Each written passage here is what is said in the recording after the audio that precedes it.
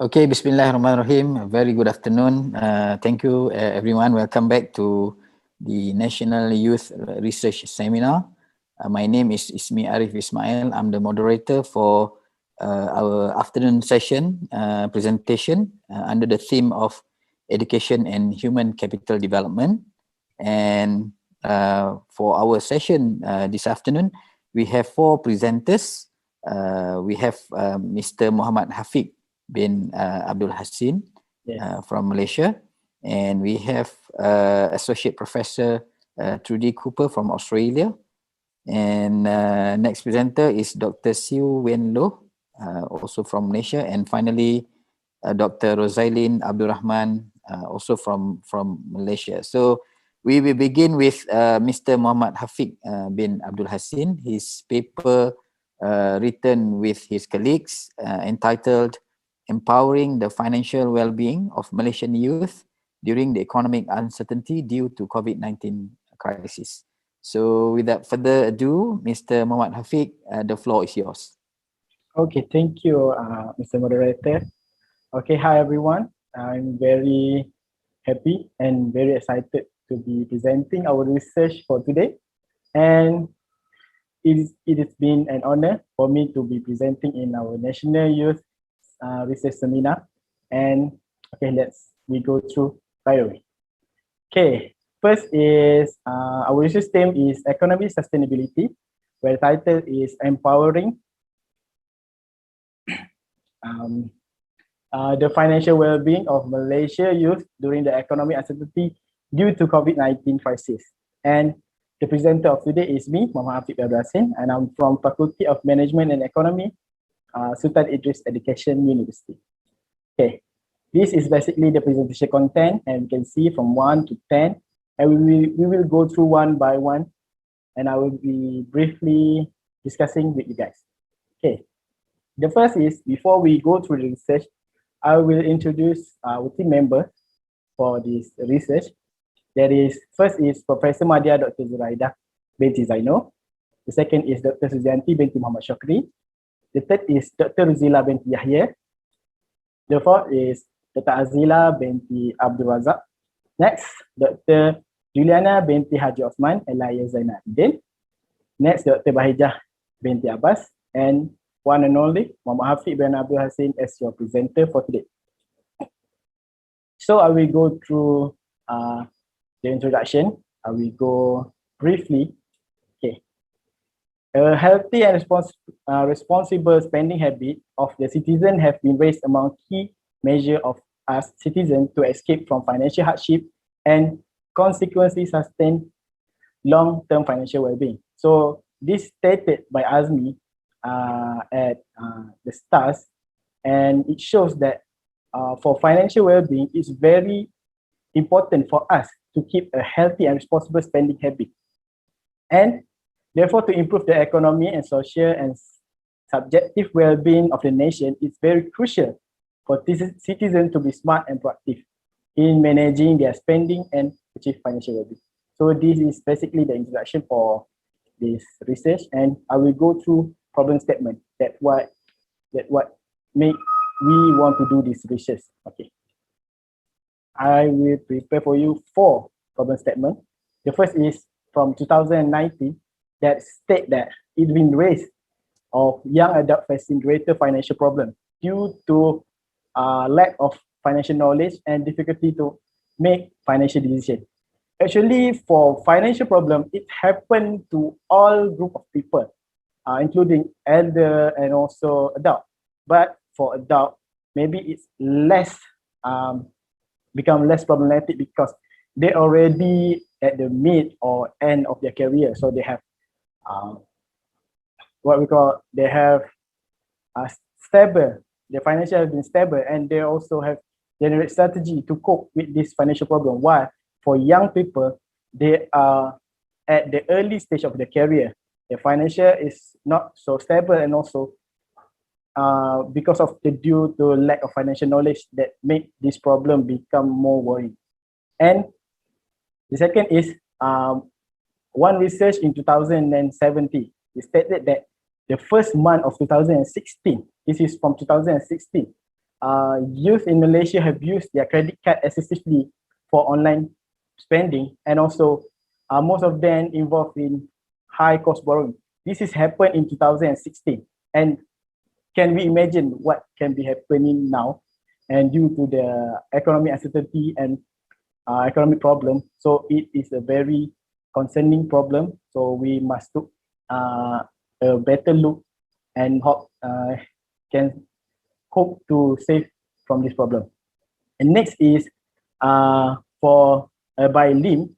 This is quoted from the stars, where it state that in year 2030 to 2070, 60% of worker age 18 to 44 were declared bankrupt. So this is a very warning problem. And also last, from agency counseling dan pengurusan kredit, this is a survey, financial survey 2018 stated that worker at age of 20 to 39 having a financial difficulty where their financial well-being score fall below 2.1.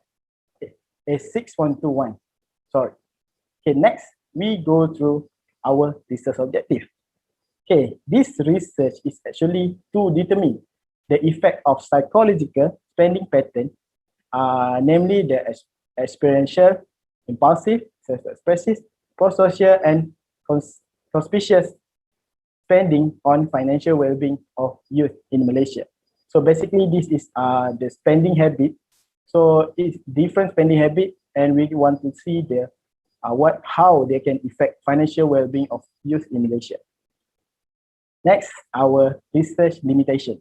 Okay, the first limitation of our research is the data has been collected during COVID-19 pandemic, where right now we are having a crisis in our economic and due to economic uncertainty. So if the same research may have want to conduct in next 3 or 4 years, the result will be actually not will be the same and not will be relatable, since the economy has been stable, and it's hard to get data from, because this is a very small scope that's during the COVID-19 pandemic. And also our next limitation is the study on the sample of young consumer, because as I shows from the problem statement, it's very concerning on how financial wellness has been a big problem for teens. So that's why we want to do research specifically for young consumer only. So other research may conclude adult or elder to continue with this study to make it a bigger scope. And lastly, this study only tests on role of consumer spending, and we omitted the role of saving. This is because for us to determine the financial wellness or financial well-being, it's actually important for us to include both spending and saving and get the contrast between both to get a better view. But we decide to take only for spending because due to COVID-19, most of the people, a lot of the people have lost their job and been spending their saving on daily basis to survive during this COVID-19 pandemic. And actually, during COVID-19 pandemic, spending is constantly changed. Like we cannot go to store anymore, like always. There has been panic buying, and that's why we decide to look more on the spending part than the saving. And also due to initiative from government giving stimulus check, and that will open room for people to spend their money, and we will test the spending rather than the saving. The next, we go to literature review. Okay, the first is consumer financial well-being. Okay, we have a few articles that relate to this consumer financial well-being. For example, Agency Counseling dan Pengurusan Kredit (AKPK) through their survey 2018 state that financial well-being are related to the ability to make and feeling comfortable to one current financial position. And also, there are a few others research during, from 2018 and 2017 stated that it referred to the subjective judgment toward financial satisfaction, anxiety, and security. So this we can define as what is consumer financial well-being. Next is spending. Okay, actually throughout the years and there are a lot of others research have been done on spending. Actually, there are very lot of other research, but we still commit to do this research because I will tell you later. Okay, the first is you can see that from Acklin, Vivat, and Hannibal 2018 state that individual financial behavior and prudent spending are more likely to lead for better financial well-being.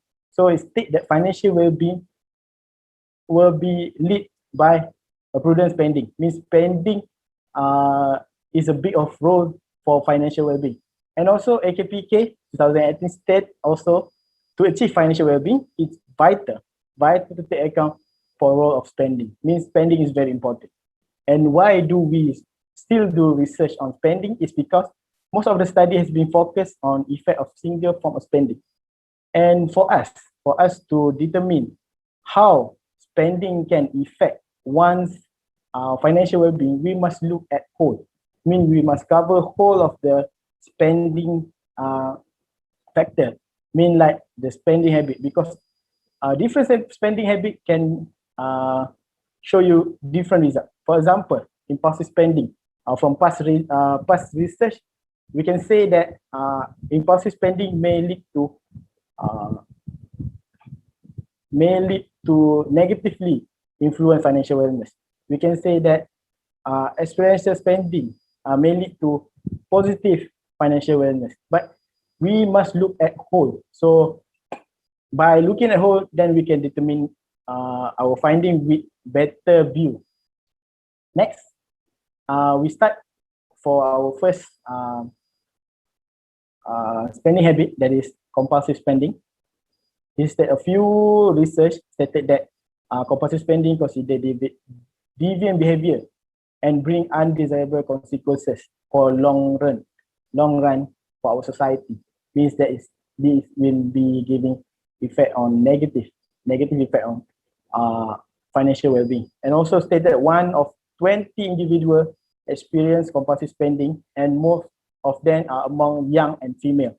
So as we can see here, young, and we also do research on young. So compulsive spending is a crucial topic to be covered in our research.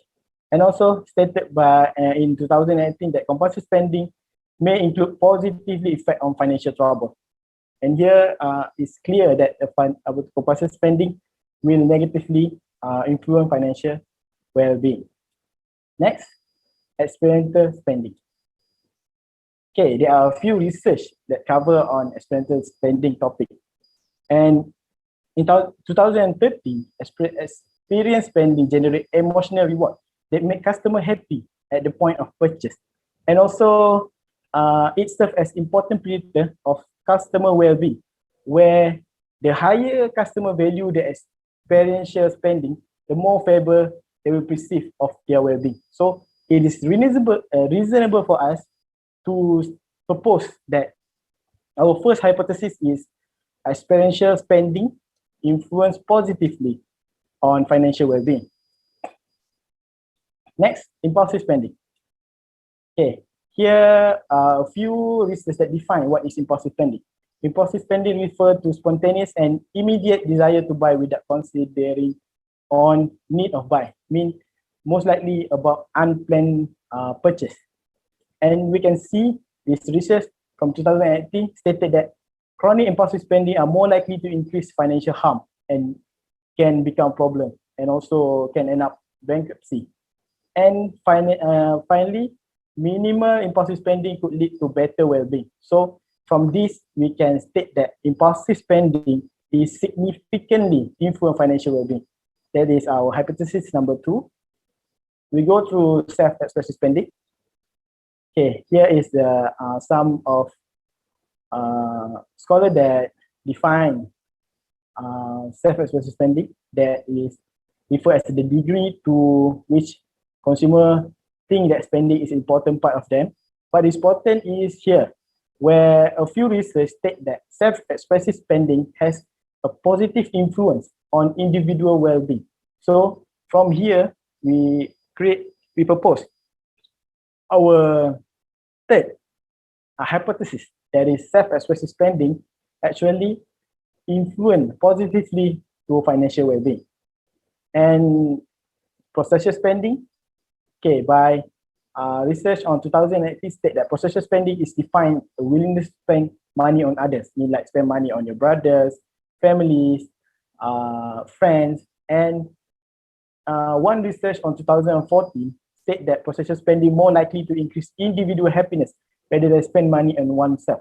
Means like if you spend money on your friend, it is you become more happier than you spend money on yourself. And also, state that processor spending turn out to be significant positive predictor of well-being. So it is reasonable for us to propose that processor spending is positively influence financial well-being. And our last spending habit, that is conspicuous spending, where it's explained that spending made on product that signal higher social status, like our teenager and youngster like now buy iPhone and lot of branded item to display their wealth and status. So by Jai Kumar, he stated that conspicuous spending are more likely to reduce the dissatisfaction arising from their current level of possession in comparison to their peers. And we can highlight from this that most of people that spend more money on conspicuous consumption or conspicuous spending will tend to have lower subjective well-being.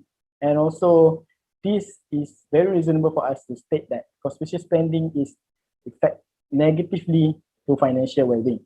Okay, this is the end of the now we go through research methodology.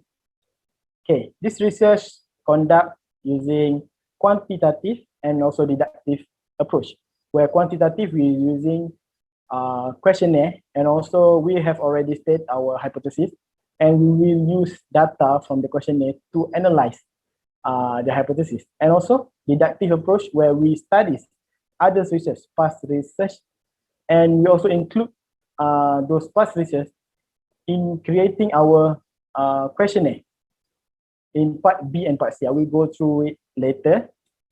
And also we already target a few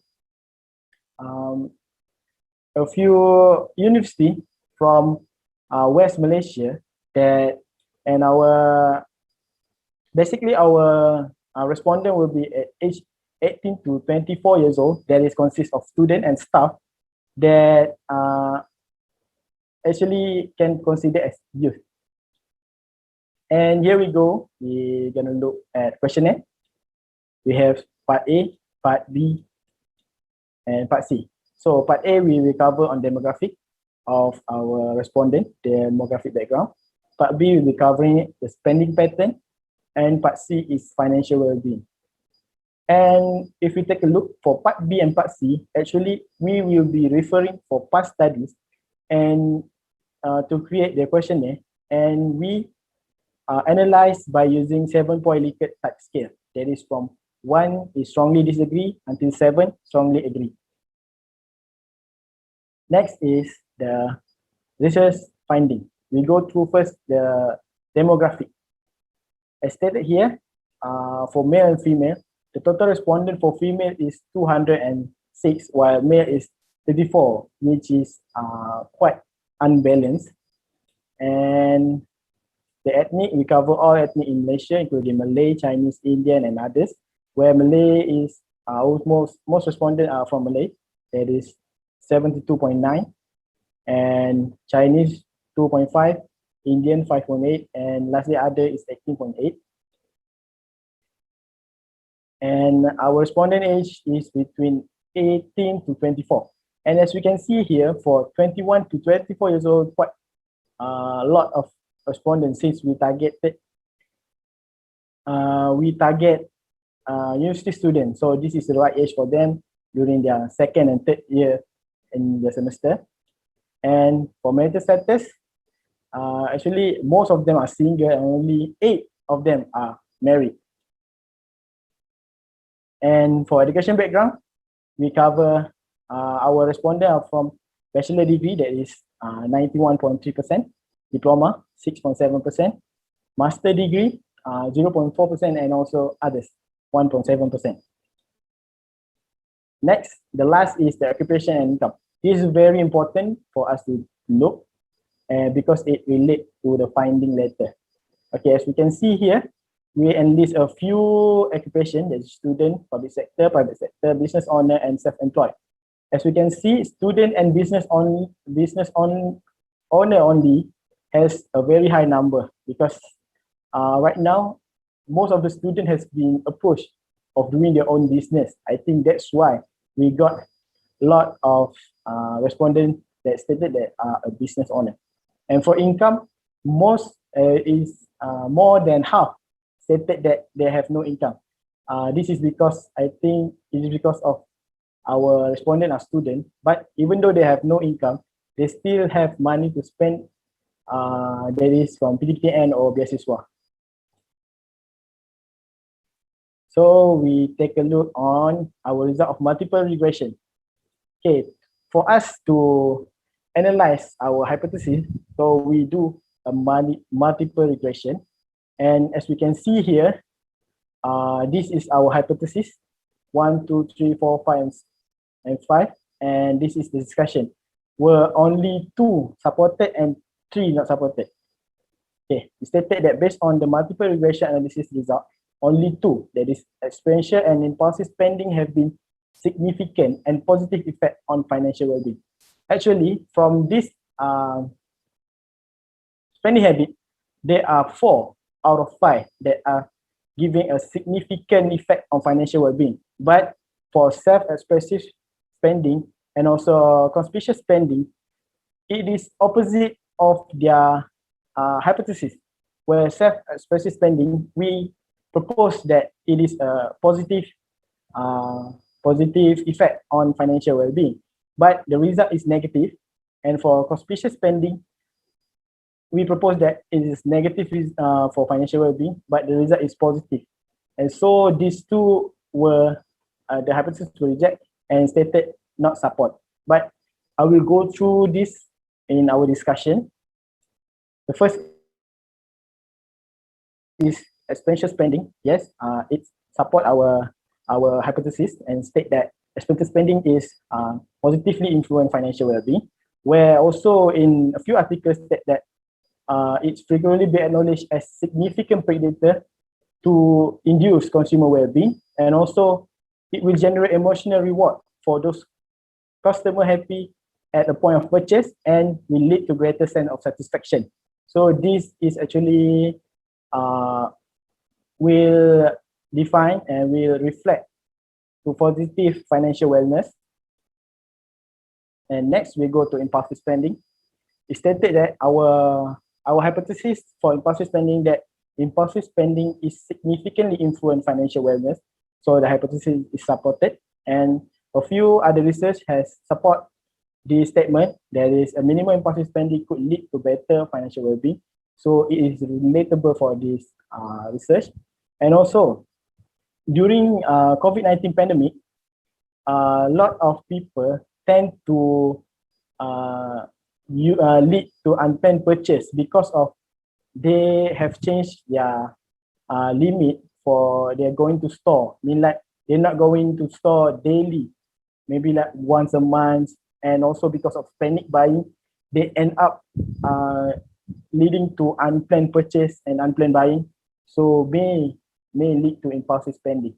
And lastly, why impulsive spending actually reflect on positive for financial wellness is because due to quarantine situation, due to MCO, people have to stay at home, and this people most likely purchase something to combat the stress and boredom. And by this, as we see right now is COVID-19 pandemic. So we are having an uncertainty economy, and still they are still able to buy something that out of the necessity. So it will consequently reflect on their financial well-being. So they are still good. And next is self-expressive spending. Okay, from past research, we see that self-expressive spending actually state that they are a positive influence, will influence positively to financial well-being. But the result of the finding is opposite, and it may be because of the difficulty of consumer to engage in significant activity that help to boost their self-concept and overall life situation. And by Jai Kumar in 2018 stated that high spending to think that will express oneself are more likely to determine financial insecurity. So I think this is why the result of the finding for self-expressive spending is affect negatively for financial well-being. Next, we go to conspicuous spending first. We skip processure. Okay, there are a few research that highlight this effect, where from past research we see that conspicuous spending actually reflect on negative influence for financial wellness. But the findings state that conspicuous spending is state that positive influence, and we can see throughout a few of the research that is by Murphy 2016 that they state that for conspicuous spending, they may have believed that it is wise to spend what they earn on things that display the wealth. So this basically we can summarize as they have the satisfaction on what they purchase. So for financial well-being, satisfaction is very important. So if they think that what they buy satisfy them, so that display what is financial well-being. And also, Town 2020 also state, as long as they do not spend more than what they make, so they are afford to buy the wealthy stuff, the expensive stuff. So they still can afford. So that will reflect how conspicuous spending actually reflect on their financial well-being. And also state by Azmi that it is reasonable for conspicuous spending would induce perceived financial well-being of youth. And lastly, we go to pro-social spending. In pro-social spending, from past research, it is strongly stated that pro-social spending will lead to positive influence for financial wellness, because if we spend more on others than ourselves, it will make us happy. But the result state otherwise. And when we take a look back, because of we are study for youth, and for youth it is most of the young adults were actually our respondents are not working or at the early of their career, where its income are limited, or there are also no income at all. So they will not see this as a contribution that is significant to increase financial well-being if they spend money on other people than themselves.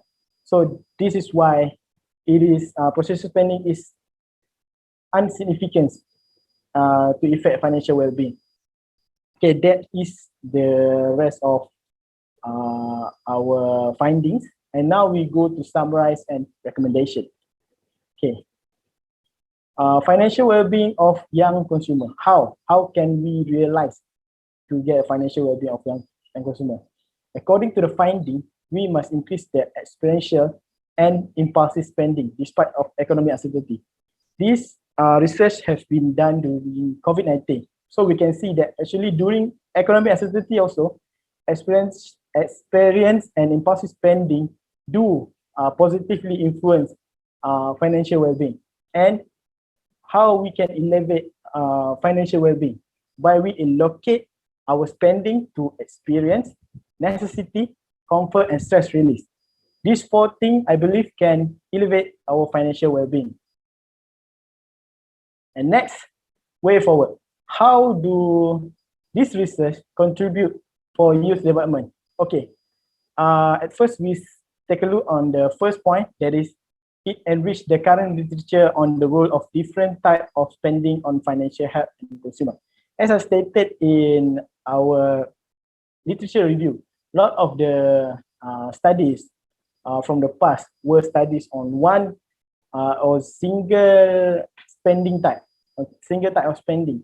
And by having this research, people actually can see how spending influence the financial well-being as a whole. Mean by look after every single spending habit that will influence financial well-being, and this will be improve our young and also reader to having their open their mind and on what is new in this research. And also we can see the second is it will be given a new information for relevant party such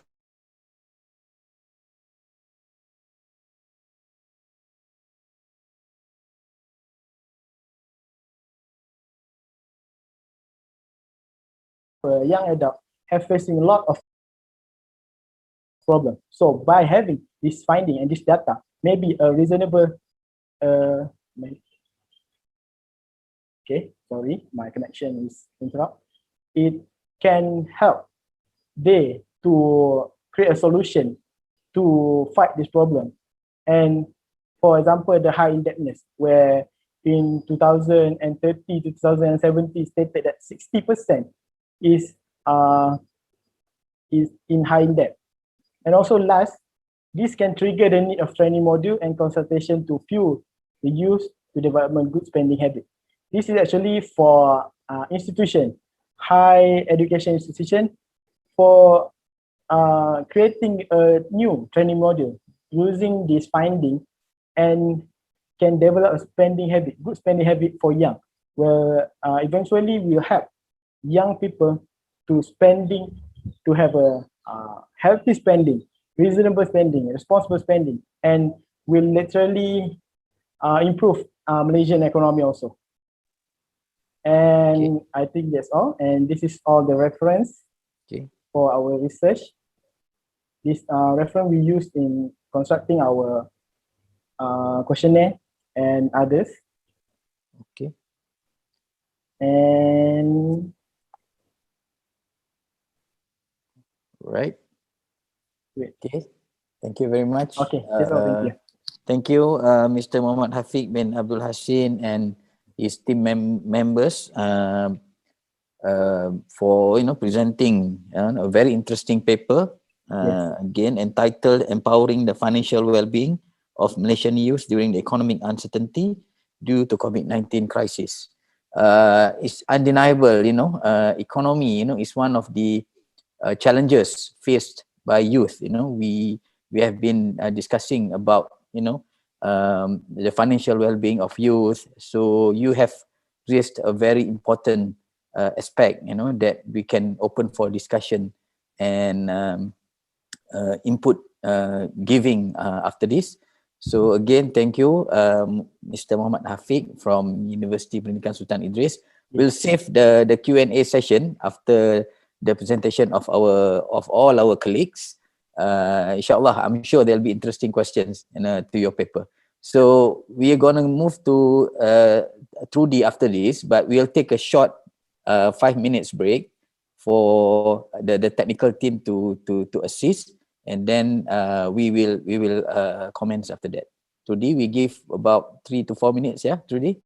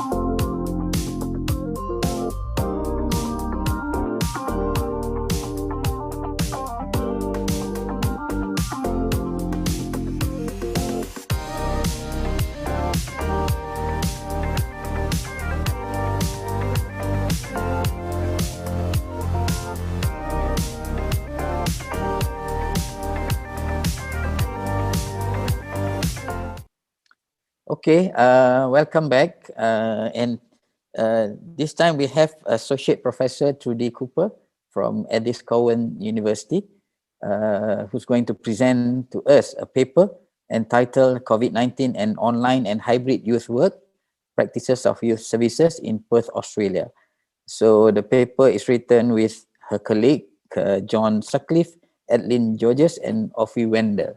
So Trudy, the floor is yours. Thank you very much. Okay.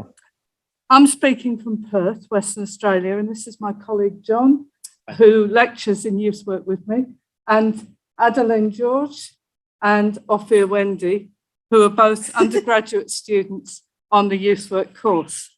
And we did some research last year during COVID, and I guess what was unusual about COVID for us was we saw this as an unusual natural experiment that you couldn't have replicated if you'd tried, because you wouldn't have been allowed to. And we wanted to have a look at to see what it did to online youth work and the practices of youth agencies. Before I get started, and in the tradition of Australia, we want to acknowledge the Whadjuk Noongar people, who are the traditional custodians of the land that we're on today, and acknowledge that this land was never ceded. This is a bit about Australia and where Perth is. We're right on the western side of Western Australia. We're probably further from Sydney than we are from Kuala Lumpur, and we don't mind, do we? The population of Western Australia is about 2 million, 2.5 million, and about 2 million in Perth. So that's about just under 10% of the Australian population. And our study was entirely in Perth. This was in response to a request from our Youth Work Consultative Committee, who said that they would like us to conduct some research on this topic. Okay, Trudy, you can change your slide, Trudy. I believe that you're moving from page 1, right? Oh, sorry. Okay. Can you move the next one and the next one after that?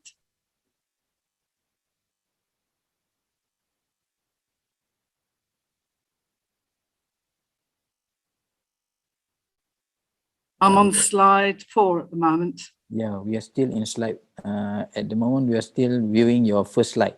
Oh, okay. I don't know what's happened here because I'm viewing my fourth slide. Oh, you're just move your slide, Trudy. Just press. Yeah. Yes. So I know what's happened. Is that any better? Not yet. You just still in first slide, Trudy. You just click at play the slide. Yeah, from the current slide. Somehow this is not picking up because I've moved my slides on. I see. Kojit, can we help Trudy? Right arrow key.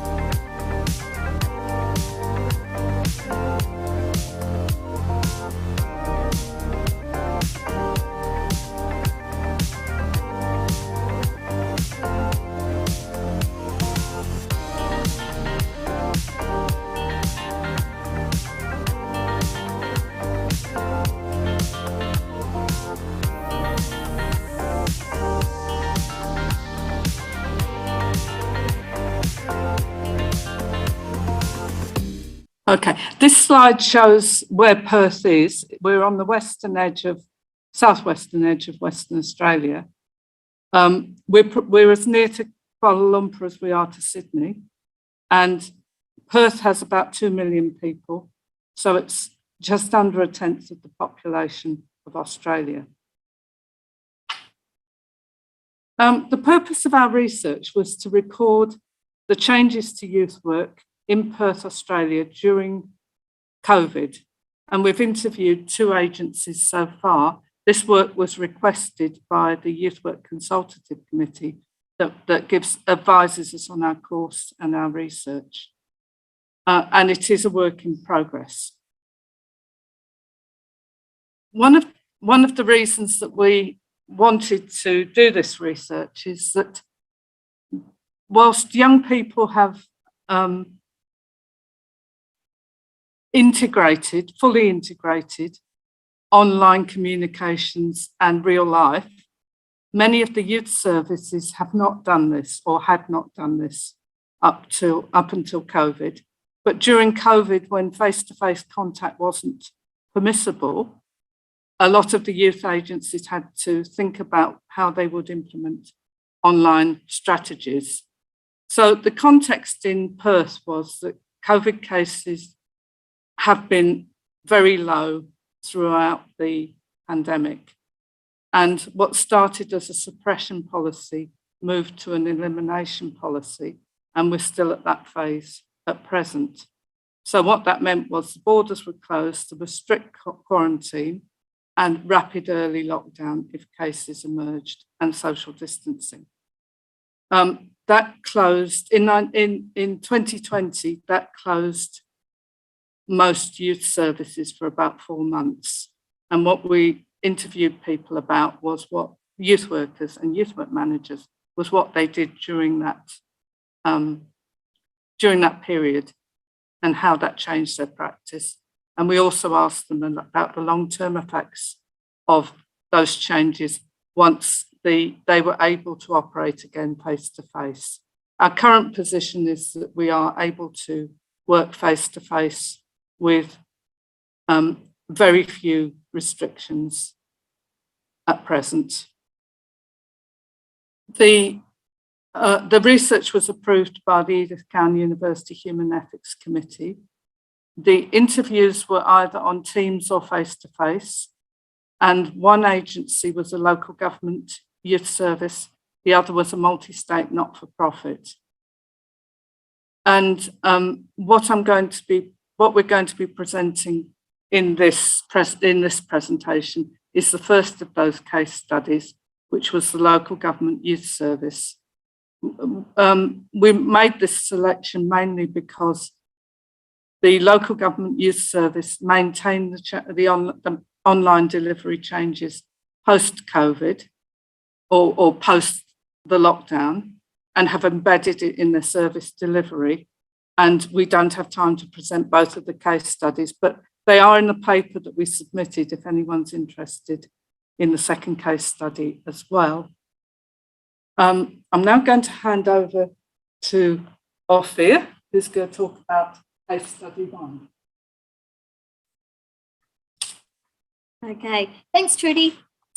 Okay, so the field of youth work experienced a disruptive change in how services delivered under such unprecedented circumstances. Within a short span of just 10 days, youth workers had to drastically update their mode of delivery in order to comply with government-mandated guidelines. When the effects of COVID-19 were first felt, youth workers had to transition from offering their regular services to just delivering outreach services. Then, just as quickly, had to juggle working from home with providing support to young people during lockdown. One such example of the rapidity of this pandemic is the Youth Music Festival. This event had been organised by young people for over a year, but due to strict COVID restrictions had to be cancelled just 2 hours before it was due to begin.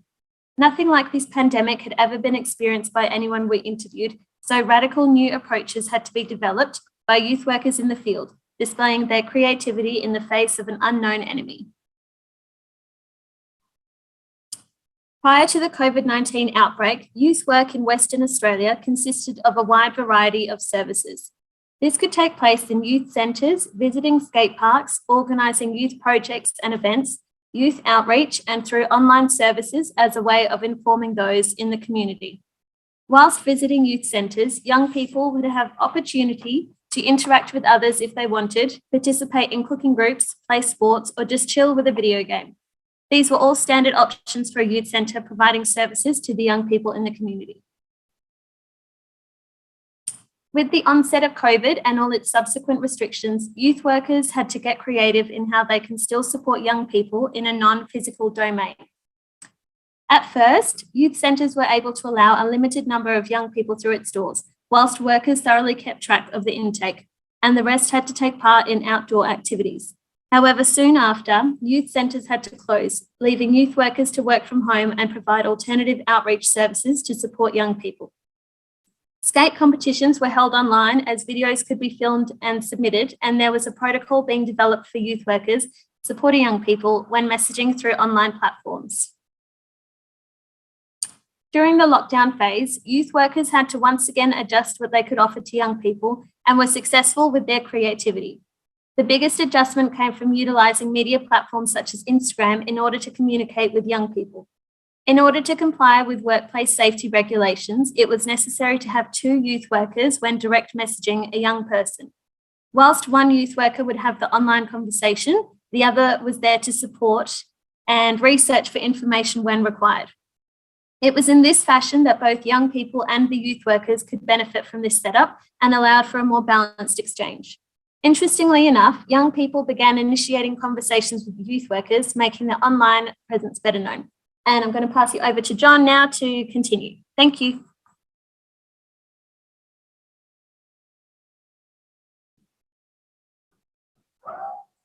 Okay, so then we moved into stage 2, which was online only contact. So what we've got here is the things that really dropped off due to the pandemic and the effects of COVID. So all the things that are crossed out here, youth centres, skate parks, youth projects, etc. And really just the online presence. So that's what we'll go into now. So the online youth work activities were Zoom direct messaging and then some online gaming as well, which was a really interesting point of the research findings. So firstly, Zoom, some of the issues were what we sort of call internet poverty. So young people that didn't have access to Wi-Fi or internet didn't have access to Zoom. So a lot of the education went online, and youth work that went online was through Zoom, and the use of tablets and laptops, etc., had to be supported by some of these youth centres and youth services. Direct messaging, so that was requested by young people. Safety oversight arrangements were established, so it was the development of and I suppose updating of policies on the fly, as the people that we interviewed talked about. Online playing of Minecraft and Dungeons and Dragons as well was a really interesting way that some of the youth workers continued their engagement with young people. There was mixed feedback about how useful this was and how practical it would be for ongoing engagement as well, the online gaming. So continuing the youth work online activities, we had online music teaching. So this is really popular through Rock Scholars music teaching online, arts and crafts online, which was really lauded as highly successful. Skate competition online as well, which was sort of cited as not being very successful, but tried anyhow.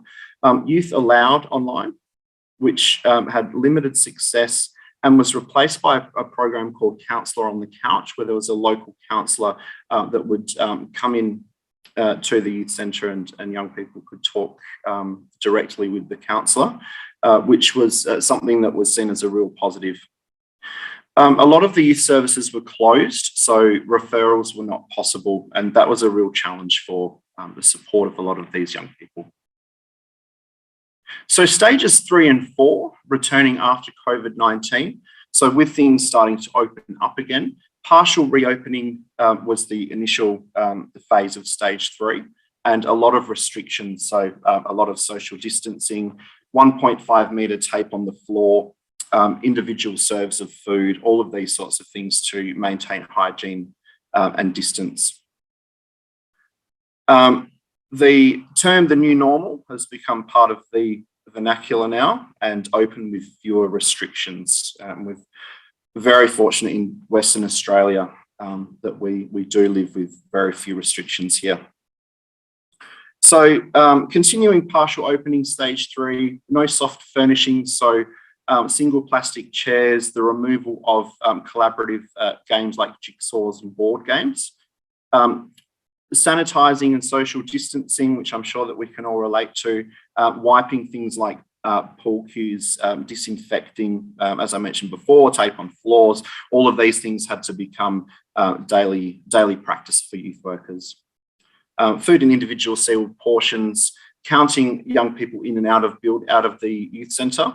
So restrictions to the number of people allowed in a venue. And this led to what we called drop-in becoming drop-out. So staff working inside and outside with young people. So young people that couldn't come in due to the restrictions would be outside, and youth workers would work outside the youth centre with them. So a lot of the findings were that young people understood and accepted these changes really well and adapted to these changes really well. The online and mixed method youth work continues, particularly the direct messaging was one thing that is continuing from the participants that we interviewed. Extra costs of cleaning and online and face-to-face, those extra costs were obviously not projected in budgets, and that's something that's currently being reviewed. And staff and young people were, of course, afraid of infection, particularly in those early days when it was very unknown. Okay, so going now to stage 4, the sort of so-called new normal. So the return of the soft furnishings, so the couches, and really restrictions on easing the numbers that sort of increased. So more young people allowed in the youth centre. The benefits from, or I suppose unintended outcomes, we could say benefits of online youth workers moved forward rapidly. So less about trying to manage the risk and really slowly looking at things like online youth work. This sort of forced the hand of having to embrace online youth work. So it's moved that forward more rapidly. Engaged with a different cohort of young people. So young people that weren't coming to the youth centre were engaging online, were engaging through Zoom, engaging through online gaming. So young people that they hadn't previously worked with were actually accessing the service and getting to know the youth workers. Acceptance of staff working from home, where it was beneficial and pragmatic, that continued as well after restrictions lifted.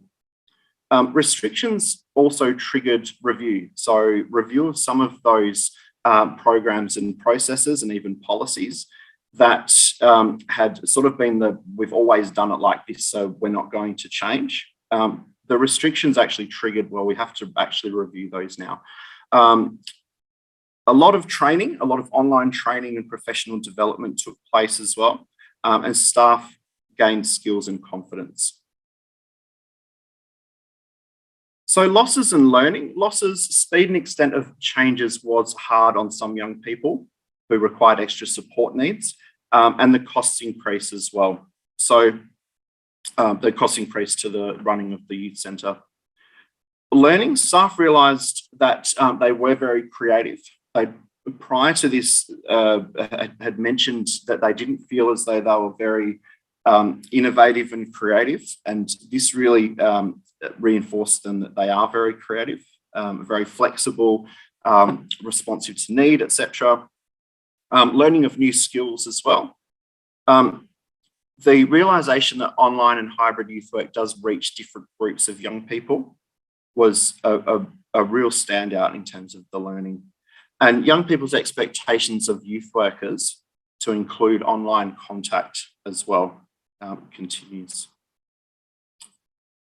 Okay, so I'll hand you back to Trudy now to finish up.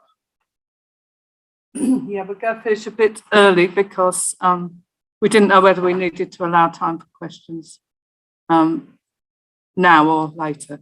So we haven't presented the non-government case study, but the results, there were differences between the government and non-government case studies. Local government in particular was quite conservative before COVID about using online youth work and only used online to publicise services. It wasn't a two-way thing. But during the pandemic, it became a two-way thing. And they developed policies for two-way interactions to protect the agency as well as to protect young people. And because they developed the policies, local government was actually more able to embed hybrid youth work after the lockdown phase of the pandemic was over. But the not-for-profit agency didn't do this. They used online when they had to, but reverted as soon as they could to face-to-face delivery. And the differences in approach here, we think at this point, are partly explicable by the different needs and circumstances of young people using each service, but partly also explicable by the broader institutional support for the transition to online youth work that was available, particularly for local government services. The main concern that the local government youth services had was what would be cut when they realised how overspent they had become during the pandemic by trying to offer by offering online services and the extra cleaning costs. But at this point, we don't know where that will land. We very much would like to thank the staff of all the youth agencies who provided their time and insights to support this research. And I would personally like to thank Ophir and Adeline for their contribution to this research by doing the interviews and assisting with the analysis of the data. It's been an interesting journey for all of us, and we certainly found things that we didn't necessarily expect. We haven't finished this research. We've got more that another agency that we're planning to talk to. And we also want to look at the longer term and whether it changes youth work. These are our contact details. And we'd be very happy to hear from anybody who wants to get in touch with us, or anyone that's got any questions, even after this conference is over. If anyone would like to keep in contact, that would be great. And here's the team again, coming back. Sorry. Are you in? See, we're not social distancing here anymore. So thank you very much for this opportunity to present. And I will be here at the end when there's a Q&A. I'm not sure whether my colleagues can be here or not, but I will be here. So that's all from us for now. Okay. So, bye-bye. Okay, thank you very much, Trudy, John, Ophir, and Adeline for a very interesting presentation. Paper entitled COVID-19 and the Development of Online and Hybrid Youth Work, a comparison between practices developed in a local government youth service and a non-government youth service in Perth, Australia. Yes, Trudy, we in Malaysia also affected, by this new norm of youth work. Before this, VUCA is something in the future, but now it's no longer future. It's been speeded up by the COVID-19, situation. And yes, we are disconnected physically, but we are connected virtually, I believe. And I mean, I agree with you. Youth workers have to be more creative in trying to engage our youth. we will save the questions after this, Trudy. Thank you very Okay. much for the Thank you very presentation much. again. Thank you. Thank you. We'll take a 5 minutes break and we'll come back. Thank you very much.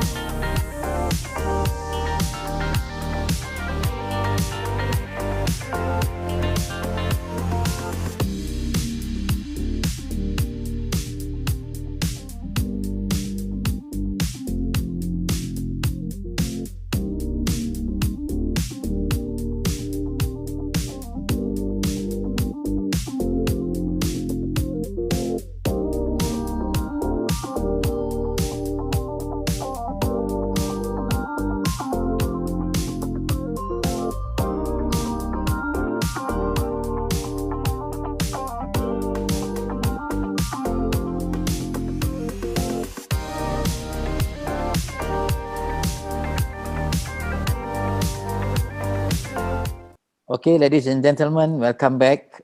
We have heard from Mr. Hafiq and Associate Professor Dr. Trudy. Now we are in our third presentation, in the afternoon, and with us is Miss Siu Wen Loh, soon to be Dr. Siu Wen Loh, with her paper entitled "The Meaning and Insight of Altruistic Work Value of Future Professional Helpers." So, Miss Loh, the floor is yours. Right, thank you. It's me. All right, a very good afternoon to all the professors, doctors, ladies and gentlemen. Today, my presentation is on this topic, which is under Education and Human Capital Development. And the topic of my presentation is the meaning and insight of altruistic work value of future professional helpers. And I'm the presenter, and these are the other researchers. We have Dr. Chong Xiao Chui, who is also my supervisor. I would like to take this opportunity to thank her, and I know that she's online supporting me. Yeah, so I would like to take this opportunity to thank her to encourage me to take part in this conference. And this is my very, very first conference. Yes, so I'm a bit, yeah.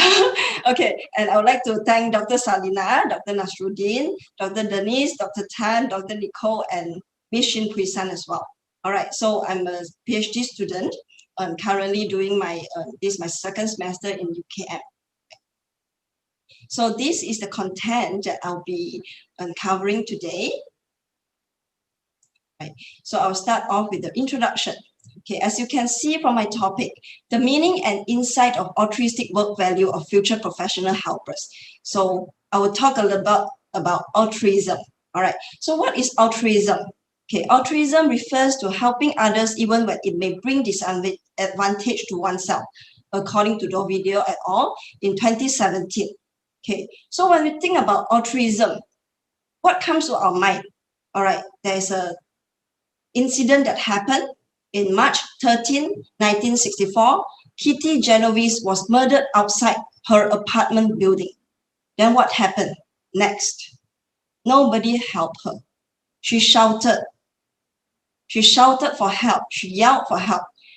Only neighbor that heard her and said, and just shout, and nobody go to her. So this was what happened, and it makes a social psychologist who like to understand more on the bystander effect. All right. So this is what happened in the picture. At first, I was searching through the YouTube, you know, to share a video, but no, I'm not sharing today. But when I was searching, my daughter saw this video together with me. And a 5-year-old daughter, she asked me, "Mommy, why the people didn't help the person lying down on the floor?" I said, "Oh." Then she also heard the video saying that the person is pretending ill. So she asked me what is ill and all that. Then I said, "Oh, this person is actually an experiment. People we would like to find out. I mean, like the social psychologists, the experiment, they would like to find out the bystander effect. Who and you know whether they would help, they will approach this person." Actually, this also remind me of Malaysia nowadays. Whether you know when on the highway, that relate to myself. On the highway, if a car that stop at the roadside asking for help, please stop. You know, sometimes they will use their cone or something that put aside. You know, as a person, I would say, as a female myself, I would say, hey, better don't stop. I don't know whether you know anything will happen to me or not. You know, why should I help the person? I let other people help lah. You know, things like that.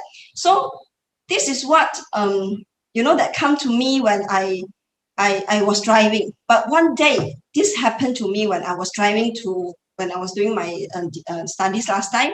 I was driving, my tire punctured. And I do not know how to change the tire.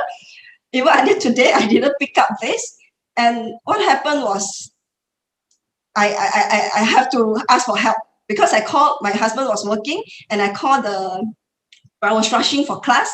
And I asked I just asked people to help me. And luckily, gratefully, I have one, a lorry driver who stopped at the roadside and helped me to change. So he's actually doing that for, you know, he didn't ask for any reward. He didn't ask me to pay him anything. He just said, "Okay, miss, sudah, done already, you can go now." Then I was really grateful. But I think that time I wasn't really, I just can thank him.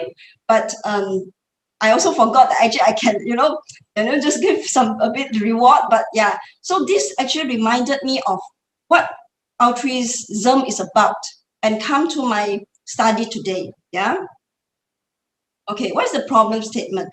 Okay, what is the reason why we would like to study this? Because I believe that altruistic value is one of the essential work values among the professional helpers due to the nature of occupation. What are the professional helpers' careers in Malaysia, as we know, around the world? Psychologists, counselors, doctors, social workers, all these they fall under the professional helpers. They help people, and yeah, of course, it could be a career, but that might bring harm to them that we do not know. All right. So, and our research hopes to explore the meaning and insights of altruistic value of Malaysia future professional helpers. Like what I can relate to now is like COVID pandemic. As we know, the frontliners. Yes, they do work, but they have to go to. They are the frontliners that they're actually not harming. It's like they are actually in danger to actually help the COVID-19 patients, right? And they are actually and they also have own families. So some of them even have to quarantine themselves and not stay with their family members during the COVID-19 pandemic, or even now, Malaysia, you are still having, a lot of cases now. And they have to actually go to, stay, as I know from my friend, even a pharmacist, stay in the condominium so that she doesn't go back to the kids, not to spread to their elderly at home or the kids at home. So this is why I would like to find out whether our Malaysian, future professional helpers having this kind of mentality, or what is, meaning and insights of them. Okay, so the objective is to explore the meaning and insight altruistic values of them, and also to explore the contributing factors for helping among the future professional helpers. Okay, next I will come to the research limitation. So this study involves, the respondents are all the final year undergraduate psychology students. So they are obviously they are the future future professional helpers, because when they have to fill in their career, their ambition. So they would like to be counselors, clinical psychologists, they would like to be IO psychologists. So all these falls under the professional helpers career, and their age between 22 to 24 years old. So according to work adjustment theory by Dawes and his friends, and these are the 6 values that they have determined. All right, 6 work values: achievement, comfort, status, altruism, and autonomy, and safety and autonomy. So what happened is and altruism consists of social service, co-workers, and moral values. So social service is like, I would like to help people. I mean, like in terms of their job, they can provide social service. Co-workers is between them and the colleagues, and also moral values, that they do things ethically correct. I mean, like morally correct. Okay. So, and Flynn and Black in 2011 examined the relationship between altruism and self-interest of the counselors, right? And counselors, educators. So the participants reported that choosing the career as a counselor was related to personal values. The participants also mentioned that they found counseling career meaningful. Okay. And Swazo and the friend in 2020, they aim to find out how moral sensitivity, empathy, and pro-social behaviors are related in humanization of nursing. So this, they study a group of nurses, whether they have these values, and they reported that the humanization in nursing is closely related to moral sensitivity, cognitive empathy, and pro-social behavior. And this helps to create altruistic attitude towards patient. Right. Next, I would like to share about the research methodology. So this is actually a qualitative research design, and it's still ongoing with the other researchers and also my supervisor. And we had an interview and drawing sessions for the participants, and they are all 86 undergraduate psychology students, and we use a convenient sampling method. So first, they have to fill in an online consent form, and they have to draw a picture that represents their work values. And interview sessions were carried out through Google Meet, and video recordings were transcribed into verbatims. All right, so the data analysis were done, and the data was collected from the interview sessions and analyzed for common themes that stand out. The drawings that match the themes were sorted out. Okay, so now is the research finding. Okay, so this is the picture that drawn by this respondent. So the respondent will be I will use a code to represent them because it's anonymous. So S1P7, she said she would like to help people to achieve their goals. And to her, the meaning is to teach, share knowledge, and give back to the children living in poverty. So this is a picture drawn by her. You can see from this, the left side, there are 1 man and 1 woman. So she said that she's like a coach to give the client, to help the client to achieve the goal. As you can see from the top there, the top left is a staircase going up. And on the right side is she would want to do voluntary work at South Africa one day, her dream. What she wants to do is she wants to teach the children and contribute through education. As you can see the picture under the ABC there. She imagined herself as the teacher and teach the people, the students there, and to teach the kids to be happy and positive. So to her, this is the reason why she wants to be a coach as well as to do voluntary work. Next, the meaning and insight for S1P10 is to help children and youth in need. Okay, let's see the drawing, and you can see the person with the hat here, graduation hat. So she said that her goal is to be a psychologist and contribute to the society. And this rainbow journey is to represent her road to be a psychologist, her journey. Yes, and this the center is a psychology center to help the children, youth in need. And the light bulb here is to educate the children and youth and share knowledge. So there are actually similarity between the previous respondent and this respondent. So they would like to help children and youth in need and to educate children and youth and also to share knowledge. Okay. Next is the contributing factors for helping. Okay, so what we have explored here is that, you know, sometimes they would say things like, for example, this. Respondent S1P10 mentioned that he is interested in being a psychologist due to his own family background. He came from a broken family and he met a psychologist in secondary school who carried out a seminar. He was inspired and started to like psychology and think that it helps his friends and also himself. So from what he has said, we have identified two reasons, the contributing factors for helping. First, due to the personal experience related to family, because this person is from a broken family. And also that he met the psychologist in school. So this psychologist is the role model for this respondent. Okay, next. Respondent S2P1 stated that one of the reasons that inspired him to be a counseling teacher was because he was inspired by his counseling teacher when he was in Form 5. So this person, because he encountered a situation where he can, he was asked to do science stream. So he was very lost at that time and he didn't know what to do. And he met the counseling teacher to help him with the career test. So he knows that he's actually more to social, the Holland test. So he's more to social and he knows that his career could probably be more to social and he can actually do art instead of science in school. So this counseling teacher actually is his role model, right? Okay.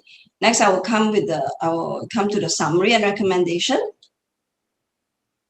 So the meaning and insight of and the inspiration for helping among the professionals have been explored. It was found that the altruistic values were related to their personal values and experiences, either nature or nurtured. Yeah.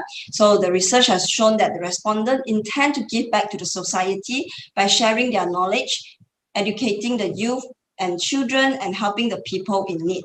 And this research would be beneficial to the welfare of citizens. You know, when we know that because they are the future professional helpers, they'll give back to the society. So this would be beneficial to the welfare of citizens and the nation as the altruistic values are required in the careers as a professional helper. So for way forward, what is contribution of research finding for youth development? Okay, the research has given the ideas to society, the meaning and insight of altruistic value among the future professional helpers, and this is helpful for the future professional helpers to understand the reason they would like to venture into this career. Okay, and also instill awareness in the future professional helpers. Before I end my slide, I would just like to share something that I've encountered during the pandemic. One day I went out and I bought nasi lemak on the roadside. You know, even though COVID still cannot resist the nasi lemak. So what happened was I stopped by at the store and there was this lady coming towards me and the store, asked for because we were at the Subang Jaya, the LRT station, actually near LRT station. So she wanted to go to KWSP, which is another side. She came down to the wrong side, the wrong station. So what happened was she came and asked for help. She didn't ask me for help straight away. She asked how to go there, how to get there. So the store, the nasi lemak seller, told her, oh, this KWSP bukan kat sini, is another side. You have to go to take another train or take Grab to go another side. So what happened was this lady looking at me and she asked me, Miss, can you send me there? Okay, what happened to me was I was jammed for a few seconds. If no COVID, I would definitely send her. But the thing is, I'm going to fetch her into my car with my daughter and son in the car. I was really, really worried. But at that time, remember what my mom said, because actually the lady looked a little bit like my mom. So I said, should I actually help her? But she's wearing mask. So I just make sure my kids all wear masks in the car. And I, just to have the air circulation, I open the tingkat, the window. So I said, okay, auntie, come, I've sent you there. So I sent her there. And of course, she in the car, she told me she was fired. So she has she was fired by no reason during the pandemic. So she had to go to KWSP. I think the lady was around 60 plus already. That's why I kasihan her also, have to walk to the KWSP. So I sent her and I dropped her that time. She said, thank you. I always believe that, when you do good to others, sometimes you feel good. That's what happened to me, because my mom always teach me that. So my mom is my role model. My mom is the one that who always instill this since young, that she will help people in any kind. If she got money, she'll help with money. If she no money, she will go to, she will buy food, or she will do something that she can actually can help. So this is what I learned from my mom. So actually that day after I dropped her, I felt very good, even though pandemic, but I still do that, even though I also worried, but I've done that. Okay, good thing that nothing happened, because I do my what I can do in the car. All right, so I open the windows and just wear mask and everything. All right, so before I end my slide, this is the rujukan, the reference, and this is my contact. Okay, so anyone interested, we can actually contact me. All right, and that's all from me. Thank you. Okay, thank you very much, Miss Loh, soon to be Dr. Siu Wen Loh, and your colleagues, your supervisors, for a very meaningful presentation entitled "The Meaning and Insight of Altruistic Work Value of Future Professional Helpers." Yes, in our Malaysian youth policy, our aim, is to nurture our youth to have what we call this 8 C's, confident, character, and one of the C's is contribution. And then in order to contribute, I strongly agree with what you have presented. We need to nurture altruistic values, in our future professional helpers. In general, our youth, this, I would say this has been our heritage, in our community, and we really hope that we can revisit, instill it, and sustain it, within our community, because altruistic values can nurture mindfulness, helpful, and supportive, and whatnot. So, okay, again, thank you. Thank you. Ms. Loh. We will save the questions after the final presentation. Thank you very much again. So we'll take a short break. Thank you. Right. Thank you. Welcome.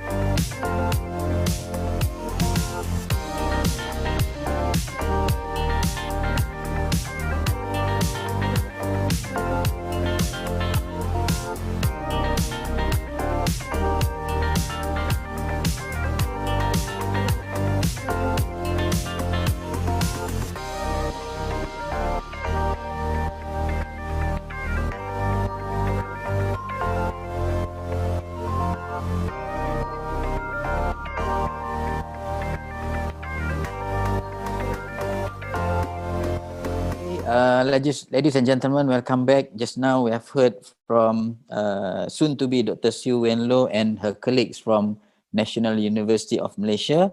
Now we are with our fourth presenter, Dr. Rosailin Abdul Rahman from International Islamic University Malaysia, or UIAM, with a paper entitled Determinants Influencing the Entrepreneurship Intention Among Disabled Youth, a study of public universities in Malaysia.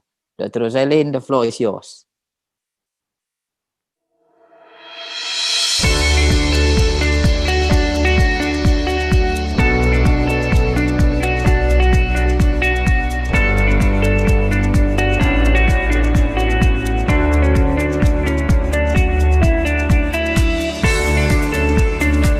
Bismillahirrahmanirrahim. Assalamualaikum warahmatullahi wabarakatuh. Welcome to yours 21.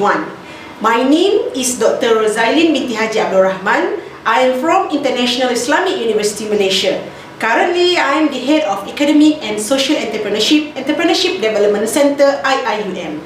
Today, I would like to share my study about determinants influencing the entrepreneurship intention among disabled youth, a study of public universities in Malaysia. As an introduction, person with disability is an integral part of the Malaysian society. It is the responsibility of a society to allow them to live a dignified life and contribute effectively to the nation building. The entrepreneurship program involved by the government is an example to encourage their involvement in entrepreneurship.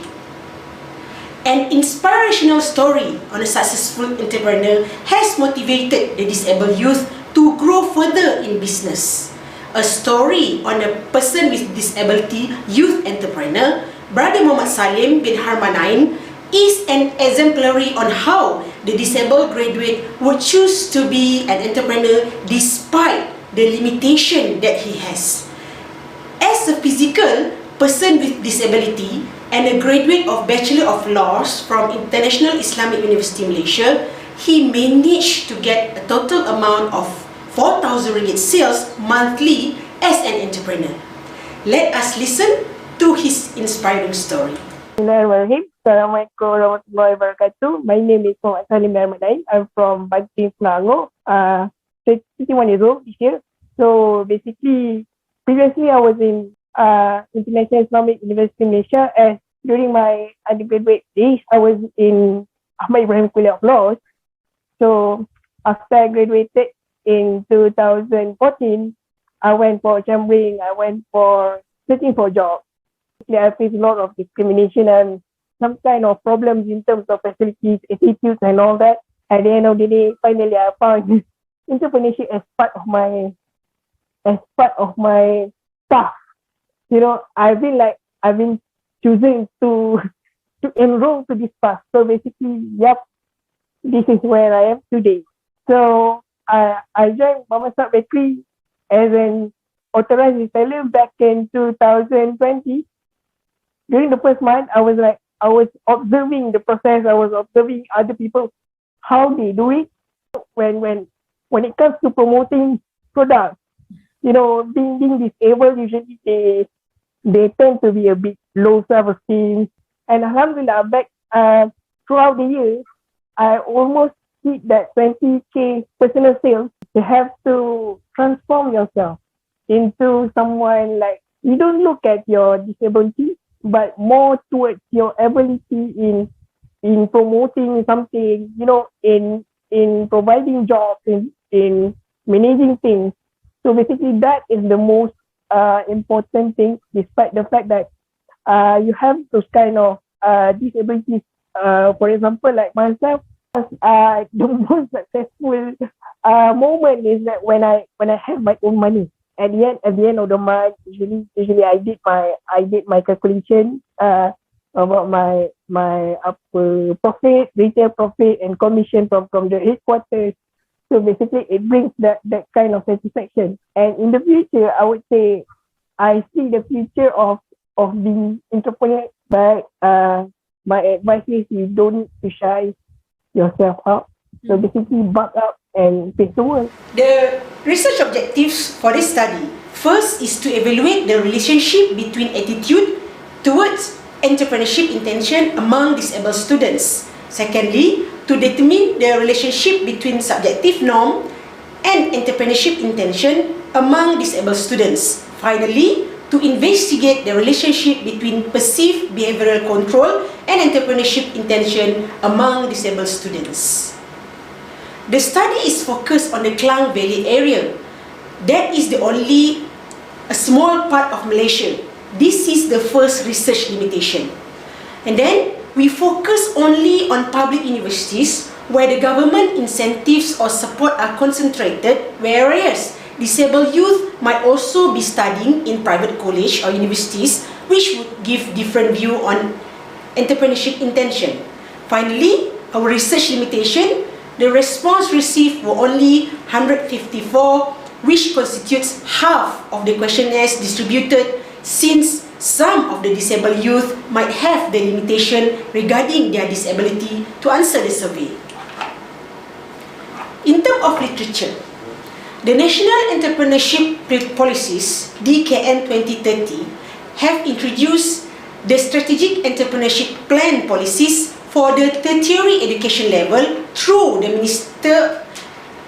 Ministry of Higher Education, which is MOHI, which stress on nurturing the culture and values of entrepreneurship at universities and college level. According to Dean et al., the policies are structured to transform the mind of the youth from the job seeker to a job creators who contribute to the 70% of total employment in the country. Hence, the disabled youth should benefit from the policy to increase their involvement in entrepreneurship and live their life in a dignified way. On the other side, MOHI also has taken the initiative by making entrepreneurship subjects compulsory to all students at the national public universities. At the same time, these youth are encouraged to take part in the many exciting and engaging entrepreneurship activities organized and offered at their respective universities, such as training, seminars, short courses, conferences, and entrepreneurship events. It is hoped that through these vital exposures, the entrepreneurship program will help to develop the nurture, the entrepreneurial attitudes and mindset in the nation's drive to produce 5% of entrepreneurs among the local graduates. Therefore, disabled youth should prepare their future before graduation, and entrepreneurship education should improve their aim for entrepreneurship, such as setting up a new business, venturing as businessmen, and making entrepreneurship as the top career option after graduation. According to Zen 2015, the Theory of Planned Behavior, TPB, 1991, was used to study entrepreneurship intention among students at the Southern University located in Louisiana, USA.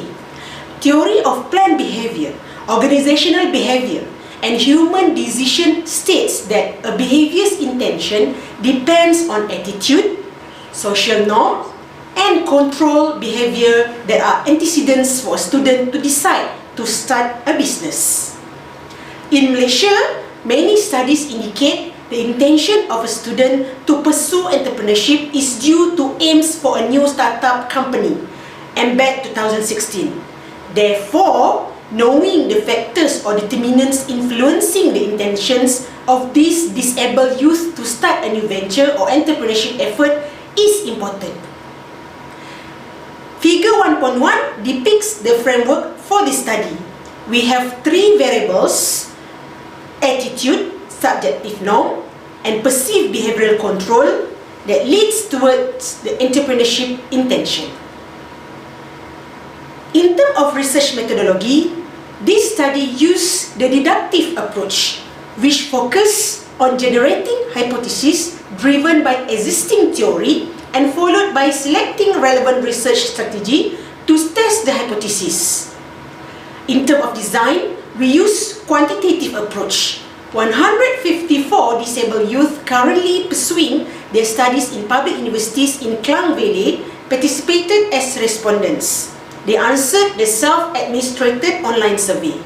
Finally, SPSS version 22 was used for analyzing the descriptive, exploratory factor, and multiple regression analysis. The analysis of the results has been conducted through a descriptive data analysis. Among 154 respondents from various public universities in Malaysia in the Klang Valley, as table 1.3 depict in the paper, who participated in the online survey, majority were represented by 70.8% youth aged 20 to 24. The top number of respondents were studying in the International Islamic University Malaysia, which is 32.5%, and with the lowest number of respondents from University of Technology Malaysia, 1.9% in Jalan Semara. As per recorded in the person with disabilities card, most of the respondents are suffering from physical disabilities, which is 44.8%, and the lowest is from the group of mental disabled. Next, the exploratory factor analysis, EFA, was performed. Variance explained by the factor analysis must be in the range of 60 to 80 to 100%. The total percentage of variance is equal to 60% in this study, which means it is acceptable, satisfactory, and the construct of the study is valid. Finally, multiple regression analysis was performed to examine the hypothesis. In the findings, 2 out of the 3 independence variable, which is attitude and perceived behavioral control, were supported based on the significance with p-value 0.000 less than 0.05 alpha level, 2-tailed, while this study failed to accept the hypothesis on subjective norms, which means it is not correlated to the entrepreneurship intention. As the conclusion, the number of persons with disabilities continues to upsurge from year to year, so does the number of disabled youth. Hence, disabled entrepreneurship study should be conducted extensively across Malaysia, not only confined to entrepreneurship intention for a subject matter, but several subject matters such as entrepreneurship development program, mentoring system, entrepreneurship education, and entrepreneurship promotion generally focus on disabled people and explicitly focus on disabled youth.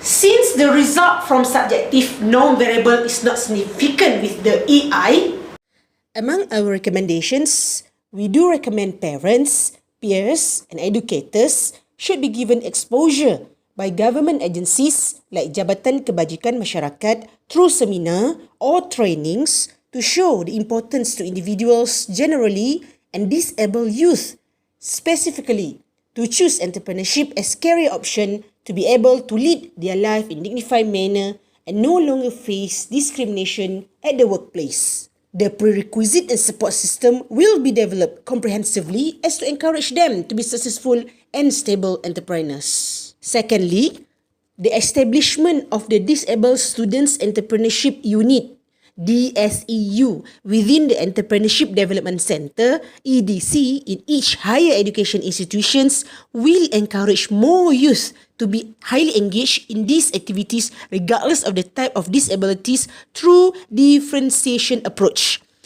Well-trained staff will be an added value to this unit where they can guide the disabled youth exceptionally than others. As a way forward, cooperation between different parties involving normal and disabled youth, the government, public and private agencies, as well as higher education institutions is necessary to strengthen the entrepreneurial ecosystems and subsequently develop many successful entrepreneurs. Alhamdulillah, in our institution, we are feeling so grateful as the idea of entrepreneurship being supported by our top level of management and has been cultivated to the whole community of IIUM. Here is my references. With that, I would like to thank you all for your kind attentions. Inshallah, till we meet again next year, yours 2022. Assalamualaikum warahmatullahi wabarakatuh. Bismillahirrahmanirrahim. Assalamualaikum warahmatullahi ta'ala wabarakatuh. Indeed, it's a great pleasure for me to say something about what the university is trying to do as far as entrepreneurship is concerned. We are a university that is very concerned about the welfare of human beings, their own community, and how do we contribute to the community. And therefore, the whole idea of entrepreneurship, call it social entrepreneurship or whatever else, is about making life better, and also the quality of life needs to be enhanced. This is indeed engraved in our vision of the university, where we talk about the betterment of human quality and civilization. And therefore, entrepreneurship needs to be contextualized within the mission of the university. In this case, we would like to see our students growing up not only to be job seekers but also job creators. Not only jobs but beyond jobs. In other words, creating better life for other people around the university, in fact, within the university itself. This is a way of trying to nurture them to be good human beings, to be good Khalifah in the context of amanah, ikrab, and rahmatan lil alamin, which is the 4 keywords as far as the university is concerned. I am very happy to find out that the university has more than 80 courses across all kuliah that talks about entrepreneurship in this manner. Despite that, we also would want to recognize that socio-economic factors is a very important factor as far as human life is concerned. And therefore, there is no separation between well-being in the context of spirituality and between well-being in the context of the physical life. How do you integrate this together is something that this university is concerned with, because integration is one of the keywords as far as this university is concerned.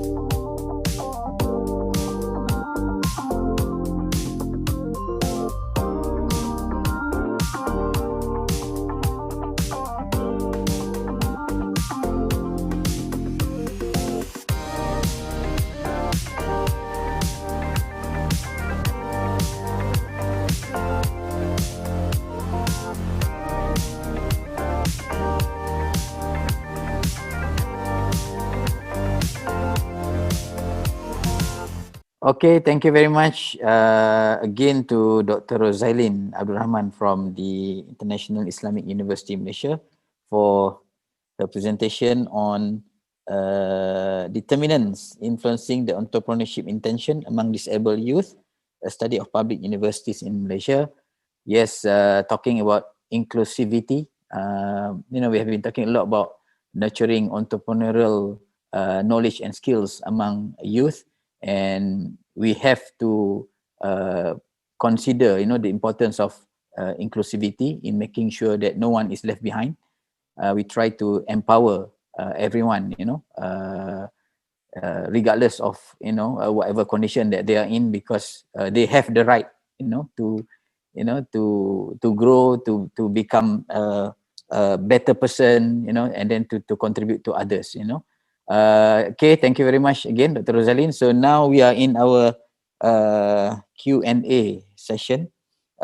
Before that, again, I would like to thank all the presenters, starting with Mr. Muhammad Hafiq Abdul Hassin and his colleague from University Pendidikan Sultan Idris. And then we have Associate Professor Dr. Trudy Cooper and her colleagues from Edith Cowan University. And then we have soon to be Dr. Siu Wen Loh and her colleagues from National University Malaysia. And finally, they have Dr. Rosaline Abdul Rahman from International Islamic University Malaysia. So I have few questions. Maybe I'll start with the first one to Mr. Muhammad Hafiq, taking question referring to your paper. Looking at the current youth financial well-being, besides AKPK, what would be your recommendations for the Ministry of Youth and Sports, particularly in terms of the appropriate programs, to be provided to our youth in general, in order to be able to differentiate, between their wants and needs in terms of their spending. Mr. Hafiq?